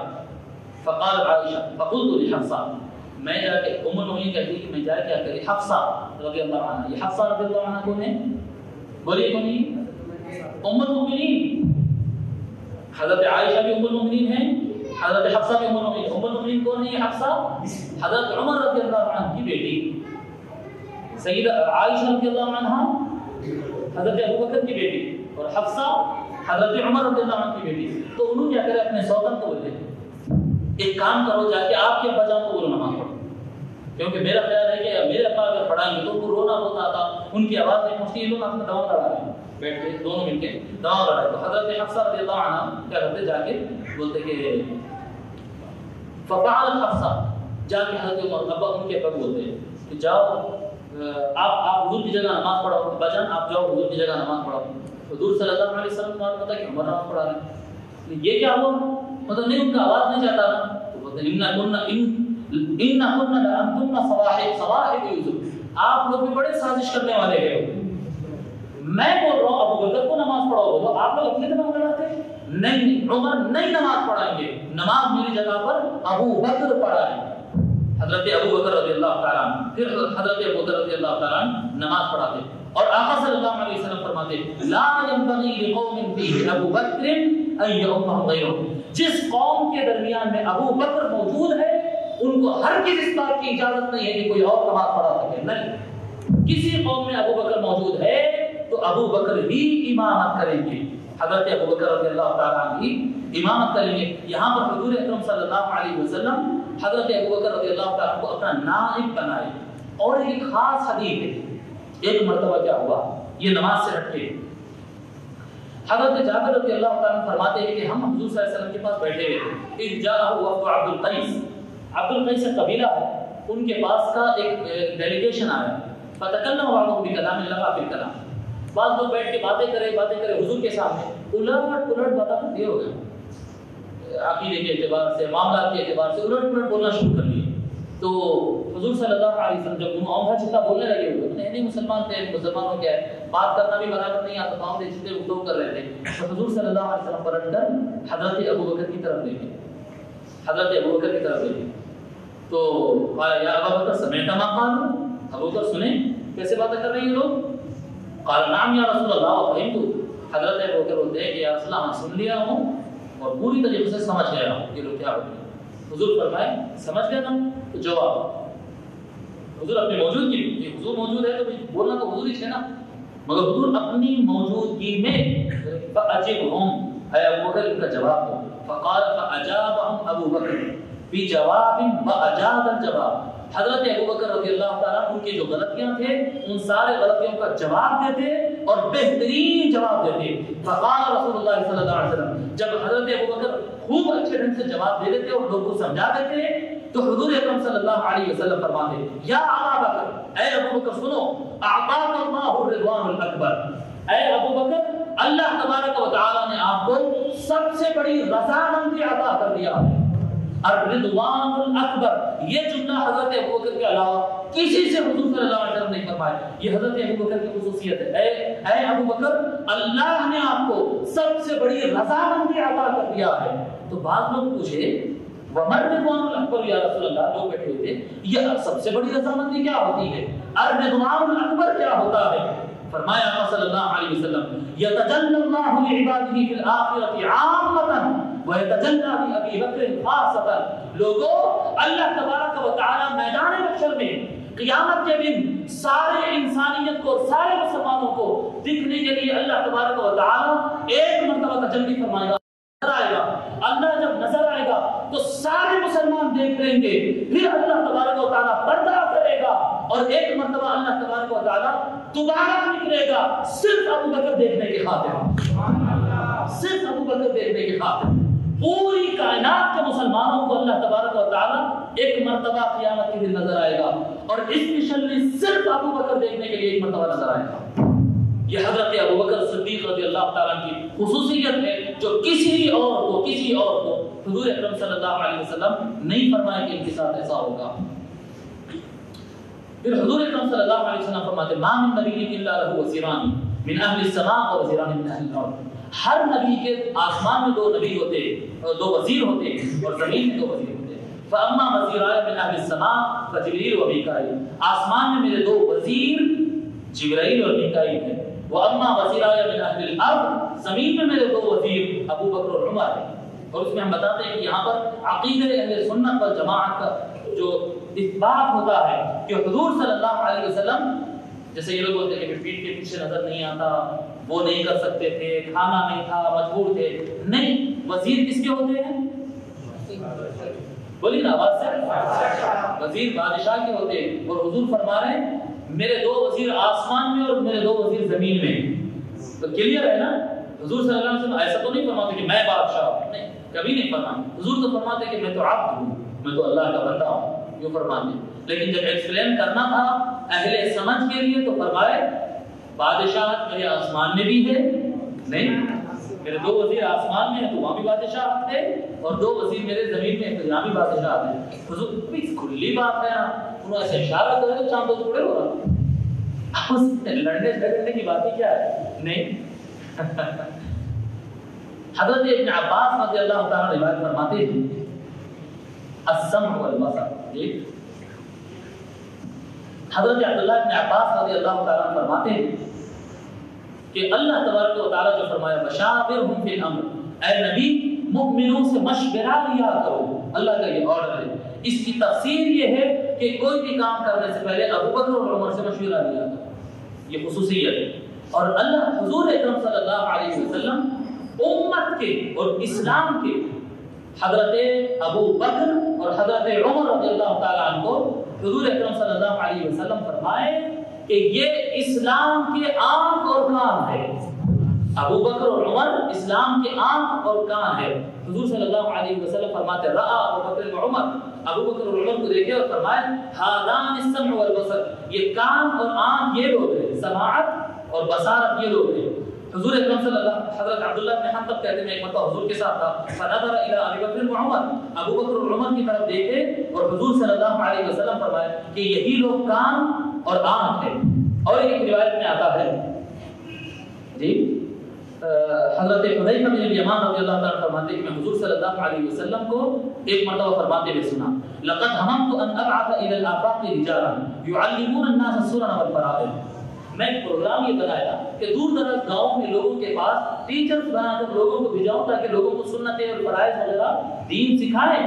میں ایسا پروگرام بنایا کما بعث عیسیٰ ابن مریم الحواریین، جیسے کہ عیسیٰ علیہ السلام بھی اپنے حواریوں کو تیار کر کے مختلف علاقوں میں بھیجاتے تھے تاکہ لوگوں میں تبلیغ کرے اور بلائے۔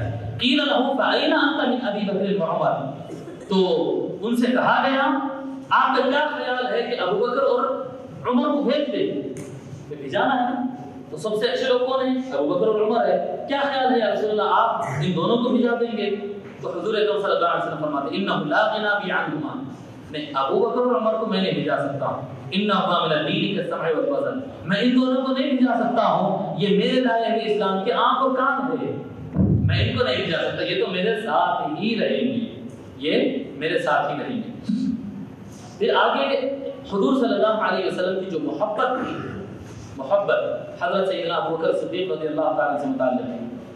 ان نبی صلی اللہ علیہ وسلم بعث علی جیش ذات السلاسل، ایک جنگ ہوئی تھی جس کا نام تھا ذات السلاسل، حضور صلی اللہ علیہ وسلم وہاں پر حضرت ابو بکر رضی اللہ تعالیٰ کو نے حضرت عمر بن العاص کو روانہ کیے، فأتيته فقلت أي الناس أحب إليك، عمر بن العاص جب سے واپس آئے تو پوچھے کہ جہاد کا کیا ہے، حق ہار کیا ہے، تو پوچھے کہ یا رسول اللہ اب آپ بتائیے کہ آپ سب سے زیادہ محبت کس سے کرتے ہیں، کس سے کرتے ہیں آپ سب سے زیادہ محبت؟ حضور اکرم صلی اللہ علیہ وسلم فرمائے میں سب سے زیادہ محبت عائشہ سے کرتا ہوں رضی اللہ عنہ ام المؤمنین، میں تو عمر رضی اللہ، حضرت عمر رضی اللہ تعالیٰ، عمر بن عاص یہ تو وہاں سے آئے نا، کیا کہتے ہیں جنگ سے آئے ہو، نہیں یا رسول اللہ میں مردوں کے بارے میں پوچھ رہا ہوں، آپ اپنے اہلیہ کا نام دیے، میں مردوں کے بارے میں من الرجال حضور صلی اللہ علیہ وسلم فرمایا تو ان کے ابا ابو بکر کو پسند کرتا ہوں جی قال ثم من اب تو اپنا نام آتا ہے میرا نام آتا ہوگا تو یا رسول اللہ یہ بتاؤ ابو بکر کے بعد آپ کس کو پسند کرتے فرمایا عمر بن الخطاب کو پسند کرتا ہوں عمر بن العاص کا نام آیا ہی نہیں فعد رجال حضور صلی اللہ علیہ وسلم کے بعد کئی نام لیتے چلے گئے ان کے بعد ان کو پسند کرتا ہوں ان کے بعد ان کو پسند کرتا ہوں عمر بن العاص کا نام تو پھر آیا ہی نہیں ٹھیک ہے عمر بن العاص کے بارے میں ایک جملے میں آپ کو بتاتا ہوں عمر بن العاص کون ہیں یہ بعد کی دنیا میں بعد میں حضرت ابو بکر حضرت عمر حضرت عثمان غنی رضی اللہ عنہما ان تینوں کے وصال کے بعد حضرت علی رضی اللہ تعالی عنہ کے خلافت کے زمانے میں اپوزیشن گروپ اور باغی گروپ جو تھا اس گروپ کے یہ وزیر اعظم تھے اس گروپ کے یہ وزیر اعظم تھے یعنی حضرت علی رضی اللہ تعالی عنہ کے مخالف گروپ کے یہ وزیر اعظم تھے اب میں کیا کہنا چاہ رہا ہوں سمجھ رہے ہیں یہ حدیث کے الفاظ ہیں عمر بن العاص بار بار پوچھ رہے جنگ کر کے آئے اور مجھ سے یا رسول اللہ آپ بتاؤ سب سے زیادہ پسند کرتے ہیں عائشہ کو پسند کرتا ہوں نہیں میں مردوں کی بات کر رہا ہوں ابو بکر کو پسند کرتا ہوں یا رسول اللہ اس کے بعد تو عمر اس کے بعد تو عثمان اس کے بعد تو اس کے بعد تو اس کے بعد تو فعد رجال لسٹ گنا دی حضور صلی اللہ علیہ وسلم مگر ان کا مطلوبہ جواب ان کو ملا نہیں سمجھ میں آ رہا ہے بات حضور صلی اللہ علیہ وسلم نام لے کر نہیں بتائے ہیں لیکن احادیث میں ایسے بہت زیادہ اشارے ملتے ہیں اس کو اہل بصیرت سمجھنا چاہیے حضرت عبداللہ بن شقیق رضی اللہ تعالیٰ فرماتے قال قلت لعائشہ حضرت عبداللہ بن شقیق کہتے ہیں ایک مرتبہ حضرت ام المؤمنین عائشہ سے کہا رضی اللہ عنہا ایو اصحاب رسول اللہ صلی اللہ علیہ وسلم کان احب الی رسول اللہ حضور صلی اللہ علیہ وسلم اپنے صحابہ میں سب سے زیادہ کس کو پسند کرتے تھے قال ابو بکر قالت ابو بکر ام المؤمنین فرمائی کہ وہ ابو بکر کو پسند کرتے ہیں ثم من پھر دوسرے نمبر پر کون عمر ثم من پھر کس کو پسند کرتے تھے ابو عبیدہ بن الجراح پھر عبداللہ بولے حضرت عبداللہ بولے ام المؤمنین پھر بتاؤ اور کس کو زیادہ پسند کرتے تھے حضور ام المؤمنین رضی اللہ تعالیٰ عنہا پر خاموش ہوئی بس تین نام بتا دیا نا بس ابو بکر بتائے عمر بتائے ابو عبیدہ بن الجراح بتائے پھر حضرت ام المؤمنین عائشہ صدیقہ رضی اللہ عنہا سے روایت ہے کہ عمر بن الخطاب رضی اللہ عنہ فرماتے تھے حضرت عمر رضی اللہ تعالیٰ عنہ کے بعد کیا فرماتے ابو بکر سیدنا و خیرنا حضرت عمر رضی اللہ تعالیٰ عنہ کہتے ہیں کہ ابو بکر ہمارے سردار ہے اور ہم سب میں سب سے زیادہ افضل ہے وہ احبنا الی رسول اللہ صلی اللہ علیہ وسلم اور ہم صحابہ میں سب سے زیادہ پسندیدہ اور محبت والے حضور کی نظر میں ابو بکر ہی تھے حضرت انس رضی اللہ تعالیٰ عنہ روایت فرماتے ہیں قیل یا رسول اللہ سوال کیا گیا کہ یا رسول اللہ صلی اللہ علیہ وسلم ای الناس احب الیہ یا رسول اللہ آپ کے نزدیک سب سے زیادہ پسندیدہ کون سا آدمی آپ بولے گے سب ایک ہی معنی کی کتنی حدیث سنائیں گے آپ خیال نہیں آ رہا میں چوتھی پانچ کی حدیث چل رہی ہے ایک ہی مطلب ہے سب میں کیا مطلب ہے مردانے میں سب سے زیادہ حضرت ابو بکر سے محبت ہے اور زنانے میں سب سے زیادہ ام المؤمنین عائشہ سے محبت ہے آپ کو خیال نہیں آ رہا کہ سب کیوں یہ زیادہ کیا سنا رہے ہیں بول دیا ایک حدیث ہم مان لیے جتنے بھی حدیث ہیں وہ مان لیا میننگ سامنے آ گئے تو کافی نہیں اس کے پیچھے ریزن ہے سناؤں گا حضرت انس رضی اللہ تعالیٰ عنہ روایت فرماتے ہیں قیل یا رسول اللہ سوال کیا گیا کہ یا رسول اللہ ای الناس احب الیہ یا رسول اللہ سب سے زیادہ آپ کس سے محبت کرتے ہیں ای الناس لوگوں میں سب سے زیادہ محبت آپ کس سے کیا کرتے ہیں حضور قال عائشہ حضور صلی اللہ علیہ وسلم ام المؤمنین عائشہ سے اپنی اہلیہ عائشہ سے محبت کرتا ہوں قیل من الرجال پوچھا گیا کہ لوگ میں سے کہتے ہیں مردوں میں سے پوچھ رہا ہوں قال ابوها حضور صلی اللہ علیہ وسلم فرمایا ان کے بعد ابو بکر کو پسند کرتا ہوں اب یہ روایتیں سننے کے بعد یہ پڑھی اس کو امام جلال الدین سیوطی رحمۃ اللہ علیہ نے شرح سنن میں لکھا ہے عبد الرحمن مبارک پوری نے تحفۃ الاحوذی میں لکھا ہے اور شیخ الاسلام نے بھی اپنی کتابوں میں لکھا ہے فرماتے وَعْلَمْ أَنَّ الْمُحَبَّةَ تَخْتَلِفُ بِالْأَسْبَابِ یاد رکھو کہ محبت ریزنز کے اعتبار سے چینج ہوتی ہے ریزنز کے اعتبار سے چینج ہوتی ہے آپ امام صاحب سے محبت کرتے ہیں کیونکہ وہ آپ کے محلے کے امام صاحب ہیں اور آپ اپنے ابا جان سے محبت کرتے ہیں کیونکہ آپ کا خون ہے ان سے محبت کرتے ہیں ان سے محبت کرتے ہیں ریزن ایک ہے ریزن چینج ہو گیا سمجھ میں آئے نا بات ریزن چینج ہو گیا یہ بتا رہا ہے کہ محبت جو ہے ریزنز کے اعتبار سے چینج ہوتا ہے والاشخاص پرسنالٹیز کے اعتبار سے بھی چینج ہوتا ہے ان کو کوئی اور وجہ سے چاہتے ہیں اور ان کو کوئی اور وجہ سے چاہتے ہیں. چاہت کے ریزنز بھی چینج ہوتے ہیں اور پرسنالٹیز اور لوگوں کے چہروں کی وجہ سے بھی محبت ہوتی ہے. فقط یکون للجزئیہ، کبھی محبت جو ہوتی ہے اس وجہ سے ہوتی ہے کیونکہ وہ آپ کے جسم کا حصہ ہوا کرتے ہیں. جی للجزئیہ، جیسے کہ اولاد ہے، اولاد سے محبت، اچھی رہی تو بھی چاہتے، بدبخت رہی تو بھی چاہتے، بات نہیں سنی تو بھی چاہتے، گلاس پھوڑ دی تو بھی چاہتے ہیں، نہیں نوکرانی کام نہیں کری تو بھگا دیتے ہیں. بیٹا 40 سال کی عمر تک بھی نہیں کمایا تو وہ 60 سال کا 65 سال کا بوڑھا باپ پھر بھی گھر میں چلتا ہے، بیٹی کو پھر بھی گھر میں رکھتا ہے، بات نہیں سن رہی، کما رہے نہیں ستا رہے، پھر بھی گھر میں ہی. کیوں؟ کیا کریں گے، نکما ہے مگر ہے جسم کا حصہ. سمجھ میں آ گیا بات؟ تو بعض وقت محبت جو ہے، محبت کا ریزن آپ کا اپنا خون ہونا اور آپ کا اپنا جسم کا حصہ ہونا، وہاں پر کام اور نئی کام کا مطلب نہیں رہتا. اور بعض وقت ایسا ہوتا ہے کہ کیا ہوتا ہے، وقت یکون بسبب الاحسان، کبھی ایسا ہوتا ہے کسی انسان کو آپ چاہتے ہیں کیونکہ وہ خرچہ کرتا ہے، آپ کے مشکل وقت میں کام آتا ہے، آپ کو پیسے دیتا ہے، تو رشتہ داری نہیں کچھ نہیں مگر ساتھ دینے والا آدمی، اس وجہ سے چاہتے ہیں. وقت یکون بسبب الحسن والجمال، اور کبھی ایسا ہوتا ہے کچھ نہیں، خوبصورت آدمی ہے تو آپ کو چاہت ہو جاتی ہے. آج کل نوجوانوں کو صرف عورتوں سے چاہت ہو رہی ہے. جی خوبصورتی خالی وہیں نظر آ رہی ہے، ایسا نہیں ہے. خوبصورتی جہاں پر بھی خوبصورتی، آپ دیکھیں گلاب کو دیکھ کے چاہت ہوتی ہے، چھوٹا بچہ دکھتا ہے کیوں پیارا بچہ ہے، آپ کی نظر ادھر پڑ جاتی ہے. اللہ کتنا پیارا بچہ، آپ گود میں لے لیتے اس کو، گود میں لیتے. کئی لوگ یہ 25 بچے پھر رہے ہیں، یہ کیا ہے، جمال، خوبصورتی، خوبصورت. تو محبت جو ہے اپنا جسم کا حصہ ہونے کی وجہ سے، محبت جو ہے احسان کی وجہ سے، اور محبت جو ہے خوبصورتی کی وجہ سے، وہ اسبابوں کے بعد اور بھی ریزنز ہوتے ہیں محبت ہونے کے. لا يمكن تفصیلها، اس کی پوری ڈیٹیل نہیں بتا سکتے. اب بتاتے ہیں آگے، ومحبته لفاطمہ، حضور صلی اللہ علیہ وسلم کی محبت سیدہ فاطمہ کے لیے جو تھی وہ اس کی وجہ یہ تھی الجزئیہ، سیدہ فاطمہ سے اس لیے محبت کرتے کیونکہ وہ مصطفیٰ کی جگر کا حصہ ہے، وہ مصطفیٰ کا خون ہے.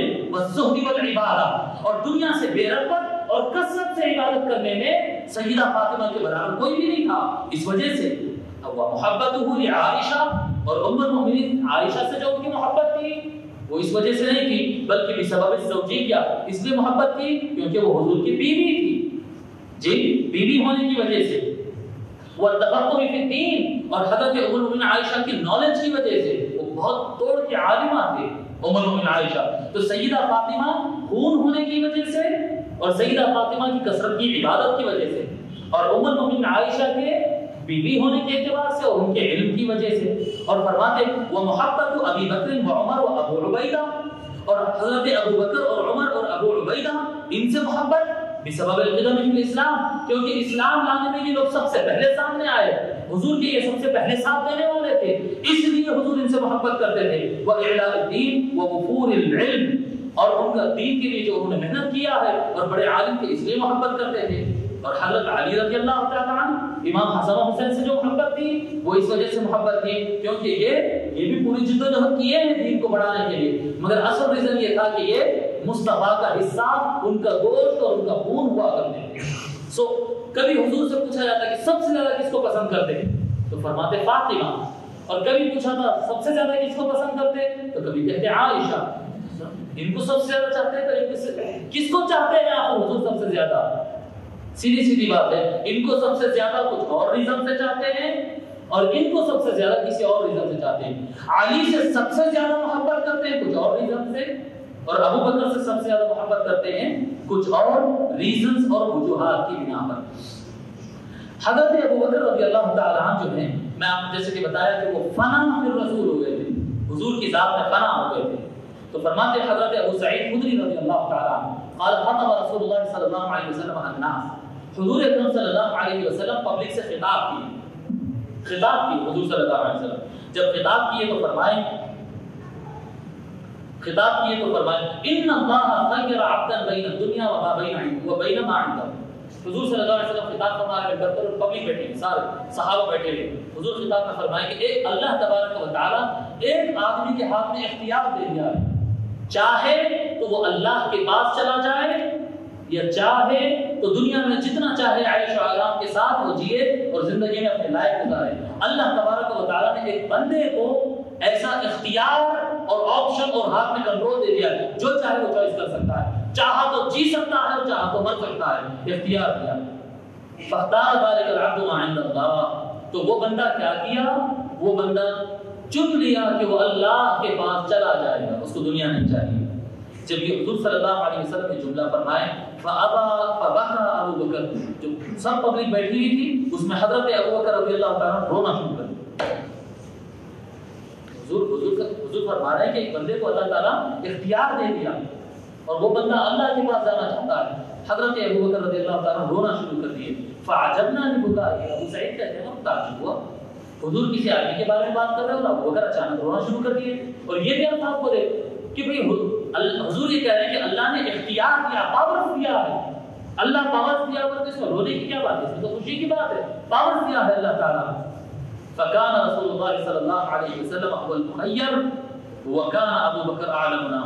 حضرت ابو سعید کہتے ہیں کہ بعد میں ہم سمجھے کہ حضور صلی اللہ علیہ وسلم جو بندے کی بات کر رہے تھے وہ اپنے خود کی بات کر رہے تھے، اور یہ کہہ رہے تھے کہ اللہ نے مجھ سے پوچھا کہ محمد زمین پہ اور رہنا چاہتے ہو یا میرے پاس آنا چاہتے ہو، تو میں نے اللہ سے کہہ دیا کہ میں اللہ تیرے پاس آنا چاہتا ہوں۔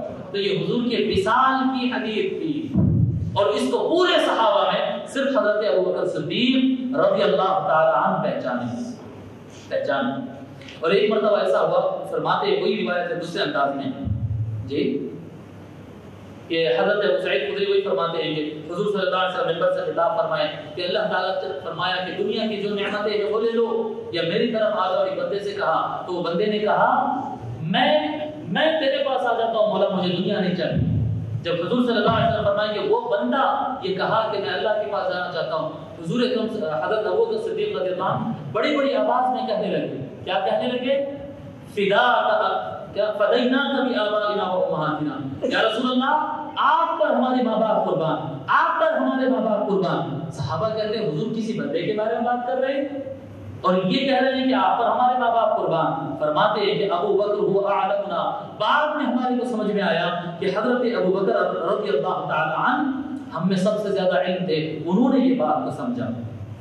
حدیبیہ میں آتے ہیں، حدیبیہ بولے تو حج کرنے کے لیے نکلے، لیکن کفار قریش روک دیے فتح مکہ سے پہلے، حج کرنے کی جانے کی اجازت نہیں ہے۔ حدیبیہ نام کے مقام پر ایگریمنٹ ہوا، حضور صلی اللہ علیہ وسلم بولے ٹھیک ہے مان لو، کافروں کی شرائط مان لو۔ تو حضرت عمر کو غصہ آتا ہے، بہت زیادہ شرائط رکھے تھے، تھوڑے شرائط نہیں تھے، اتنے بھیانک شرائط تھے اس کے اندر۔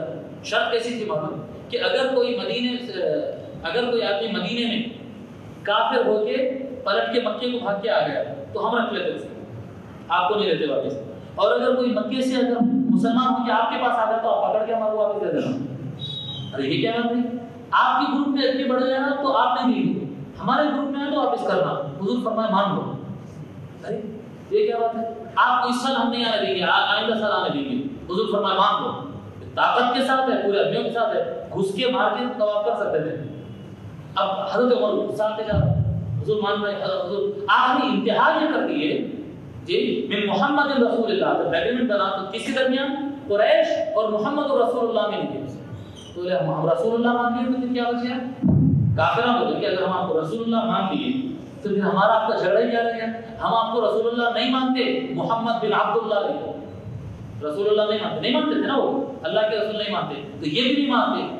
حضرت علی رضی اللہ تعالیٰ بولتے کہ میرا ہاتھ کانپ رہا تھا جب حضور فرمائے کہ رسول اللہ کو میٹو۔ حضرت علی بولے میں رسول اللہ کے لفظ کیسا میٹ سکتا ہوں، لکھ دیے، لکھنے کیا بولے کہ میں میٹو، یعنی زبردستی شرائط پہ شرائط، ظلم پہ ظلم کر رہے ہیں، اور حضور ایک لفظ کو فرماتے جا رہے مان لو مان لو مان لو۔ حضرت عمر کو غصہ آتا ہے، رسول اللہ غصے میں آ کے بولے الستا نبی اللہ حقا، یا رسول اللہ حقیقت میں نبی نہیں ہے؟ حضور فرمائے میں تو نبی ہوں۔ پھر فرمائے حضرت عمر عرض کرتے ہیں، عمر بولے السنا علی الحق، ہم حق پر نہیں ہیں؟ حضور فرمائے بالکل حق پہ ہیں۔ وعدونا علی الباطل، ہمارے دشمن غلطی پر ہے؟ حضور فرمائے بالکل غلطی پر ہے۔ فلما نعطي الدنيا، تو ہم دبائے کیوں جا رہے ہیں، ہم دب رہے کیوں؟ جب آپ اللہ کے نبی ہے اور ہم حق پہ ہے اور ہماری پوری جماعت ہے تو ہم دبنا کیوں، ہم نہیں دبیں گے۔ فی دیننا اذا، ہم حق پہ رہ کے ہم نہیں دبیں گے۔ حضور صلی اللہ علیہ وسلم فرمائے انی رسول اللہ، عمر میں اللہ کا رسول ہوں، میں اللہ کا رسول ہوں، ولست اعصی، میں اللہ کی نافرمانی نہیں کروں گا، وهو ناصری، اور اللہ میری مدد کرنے والا ہے۔ یعنی میں تمہارے سے زیادہ جانتا ہوں، تم خاموش بیٹھو، یہ مطلب میں اللہ کا رسول ہوں، اللہ کی بات نہیں، اللہ کی بات کو ریجیکٹ نہیں کروں گا، اللہ میری مدد کرے گا۔ یہ جملے تو حضرت عمر رضی اللہ عنہ نکل جاتے ہیں، ان کو برداشت نہیں ہوگا، مجھے مار کے چلے جائیں گے کافروں، ان کو غصہ جا کے ابو بکر کو سمجھائیں گے، ان کا خیال آئے حضور تو نہیں مان رہے اپنی بات، ایک کام کریں گے، حضور کے قریبی ساتھی کون ہے؟ ابو بکر ہے، تو حضرت ابو بکر کو منائیں گے، حضرت ابو بکر کے پاس جا کے، اب دیکھو بہت مزے کی بات، جا کے اچھا یہ بھی بولتے ہو اب علیہ سکون تک تحدثنا انا سنأتی البیت فنطوف به، یہ حضور کی یہ بھی بولتے ہو یا رسول اللہ آپ بولے تھے نا کہ ہم کعبۃ اللہ کو جائیں گے اور طواف کریں گے، حضور فرمائے ہاں بالکل بولا تھا، مگر عمر کیا اس سال کریں گے؟ بولا تھا بھائی، تو نہیں بولے تھے آپ، تو پھر خاموش بیٹھو، اور یہ بھی یاد رکھو کہ تم جائیں گے کعبۃ اللہ میں اور طواف تمہارا ہونے والا ہے۔ عمر بولتے کہ اب نہیں ہو سکتا، وقت میں نکل گیا وہاں سے اور سیدھا ابو بکر کے پاس گیا اور جا کے ان سے وہی سوال ریپیٹ کرا۔ اب حضرت ابو بکر سے سوال ہو رہا، حضرت ابو بکر کچھ بھی نہیں معلوم قصہ، غصے سے نکل کے جا کے ابو بکر ادھر آپ سے بات کرنا ہے، کیا بات کرنا ہے؟ فرمائیے الیس ھذا نبی اللہ حقا، ابو بکر آپ بتاؤ کہ یہ جو بیٹھے ہیں یہ حقیقت میں اللہ کے نبی ہے نا؟ حضرت ابو بکر بولتے بالکل وہ اللہ کے نبی ہے، تو وہ بولتے کہ آپ بولیے کہ ہم حق پر نہیں ہیں، حضرت ابو بکر بالکل ہم حق پہ ہیں، وہ لوگ غلطی پر نہیں ہیں، ہاں وہ لوگ بالکل غلطی پر ہے، تو آپ ابو بکر آپ بتاؤ کہ ہم دب رہے کیوں؟ پھر بالکل وہی الفاظ حضرت ابو بکر، تو ہم دب رہے کیوں؟ ہم گھس کے کر سکتے ہیں اپنا کام، اب صحیح دین پہ رہتے کیوں دبتے؟ حضور صلی اللہ علیہ وسلم فرماتے اے اللہ کے بندے سن، ایھا الرجل، اے انسان ذرا غصے میں مت سنو، اب ابو بکر حضرت ابو بکر کے الفاظ سنیے، حضرت ابو بکر فرماتے ایھا الرجل انہ لرسول اللہ، اے آدمی وہ اللہ کے رسول ہیں، ولیس یعصی ربہ، اور وہ اپنے رب کی نافرمانی نہیں کریں گے، وہو ناصرہ، اور اے آدمی اللہ ان کی مدد کرنے والا ہے۔ ایسا دکھ رہا ہے کہ پورا ریکارڈ ہو کے بول رہے ہیں، بالکل وہی الفاظ جو حضور صلی اللہ علیہ وسلم فرماتے، پریشان ہونا چاہیے۔ فواللہ انہ علی الحق فاستمسک بغرضہ، جو حضور فرما رہے ہیں وہ سمجھ لو بس وہی حق پر ہے۔ تو حضرت عمر بولتے ہیں یا اللہ یہ کیا ہو رہا ہے، ٹوٹل وہی الفاظ نہیں کر رہے ہیں ایسے، تو اس کے آگے بولتے ہیں کہ علیہ سکانہ یحدثنا، ارے یہی تو نبی ہے نا جو یہ بول رہے تھے کہ ہم اس سال جائیں گے، یہ کہہ رہے تھے کہ ہم جائیں گے اور طواف کریں گے، تو حضرت ابوبکر رضی اللہ عنہ فرمائے ہاں بالکل وہ فرمائے ہیں، لیکن اس سال تو نہیں بولے نا حضور۔ ارے باپ رے، پھر حضرت ابوبکر رضی اللہ عنہ فرماتے عمر ایک کام کرو، تم گھبراؤ نہیں، جب حضور فرمائے ہیں نا تو پھر یہی ہوگا کہ تم جائیں گے اور تم طواف بھی ضرور کریں گے۔ 100% وہی الفاظ پر پلٹا کر حضرت ابوبکر رضی اللہ تعالیٰ فرماتے، تو یہاں پر حضرت عمر رضی اللہ تعالیٰ بتاتے کہ دیکھو ابو بکر رضی اللہ تعالیٰ عنہ حضور صلی اللہ علیہ وسلم کے علم میں، حضور کے مزاج میں، حضور کے ساتھ میں ایسا بنا ہوتے کہ حضور جو فیصلے فرماتے الگ سے ابو بکر سے پوچھو تو وہی فیصلے ان کی زبان سے بھی نکلتے، نہ صرف فیصلے بلکہ ورڈ ٹو ورڈ الفاظ بھی وہی مصطفیٰ کے اندر ہوتے صلی اللہ علیہ وسلم۔ حضرت ابو بکر رضی اللہ تعالیٰ عنہ کا یہ معاملہ ہوتا، اور تقریباً ابھی 40-50 حدیث باقی ہے، تو ہم یہاں پر مضمون کو روک دیتے ہیں، 11:15 ہو رہے، تقریباً 2 گھنٹے ہو چکے ہیں، مضمون کو یہاں پر روک دیتے ہیں۔ ابھی حضرت ابو بکر رضی اللہ تعالیٰ عنہ کی فضائل کا سلسلہ اور بہت سارے واقعات جو حضرت ابو بکر رضی اللہ تعالیٰ عنہ کے ساتھ ہوئے، میں کئی بعض نوجوان سے مشورہ بھی کیا کہ کیا میں مختصر کر دوں، تو بعض نوجوان مجھے یہ مشورہ دیں کہ ان صاحب میں مختصر مت کریے تاکہ ریکارڈ میں آ جائے اور مکمل سیرت سننے کو مل جائے، لہذا ابھی یہ بھی میں حقیقت میں بتا رہا ہوں، یہ مکمل تفسیر نہیں ہے حضرت کی زندگی کی، یہ ان شارٹ ہم چل رہے ہیں، مگر میں آپ کو کیا بتاؤں، میں پہلے دن ایسا بتا کے بولا تھا کہ حضرت ابو بکر کے فضائل ایسے ہیں، حضرت ابو بکر رضی اللہ تعالیٰ کے فضائل ایسے ہیں کہ کیا جملہ بولا تھا، یاد ہوگا نا آپ کو، کہ ایک دن نہیں پورا اعتکاف حضرت ابوبکر پہ بولنا پڑتا رضی اللہ تعالیٰ، یہ ان کی شان ہے۔ تو ہم جہاں تک ہو سکا اس کو اختصار کرتے ہوئے، لیکن انشاءاللہ تعالیٰ کمپلیٹ جہاں تک ہو سکا فضائل کو کور کرنے کی کوشش کریں گے اور زیادہ سے زیادہ بیان کرنے کی کوشش کریں گے انشاءاللہ تعالیٰ۔ یہ احادیث کا حضرت ابوبکر صدیق رضی اللہ تعالیٰ عنہ سے متعلق حضور صلی اللہ علیہ وسلم سے فرمائے گئے احادیث اور ان کے واقعات کو بیان کرنے کا سلسلہ جاری رہے گا۔ اللہ تبارک و تعالیٰ سے دعا ہے کہ مولا ہمارے حال پہ کرم فرما، حضور اکرم صلی اللہ علیہ وسلم، اہل بیت کرام اور صحابہ کرام رضوان اللہ تعالیٰ علیہم اجمعین سے ہم کو فیضیات اور مستفید ہونے کی توفیق عنایت فرما، ان کے نور سے مالا مال فرما، ان کی ہدایت پر عمل کرنے کی توفیق عنایت فرما، ان کے ایمان کے ذرات اور ایمان کا صدقہ ہم کو بھی عطا فرما، ان کی ایمان کی حرارت کا حصہ ہم کو بھی عطا فرما، ہم کو بھی اچھا اور نیک اور کامل بنا دے اور ان کے ایمان سے منور بنا دے، اور اولیاء کے اور سب تمام اکابر کی اقتداء کرنے کی توفیق عنایت فرما، اور دنیا و آخرت میں ہمارے پر رحم فرما۔ وما علینا الا البلاغ۔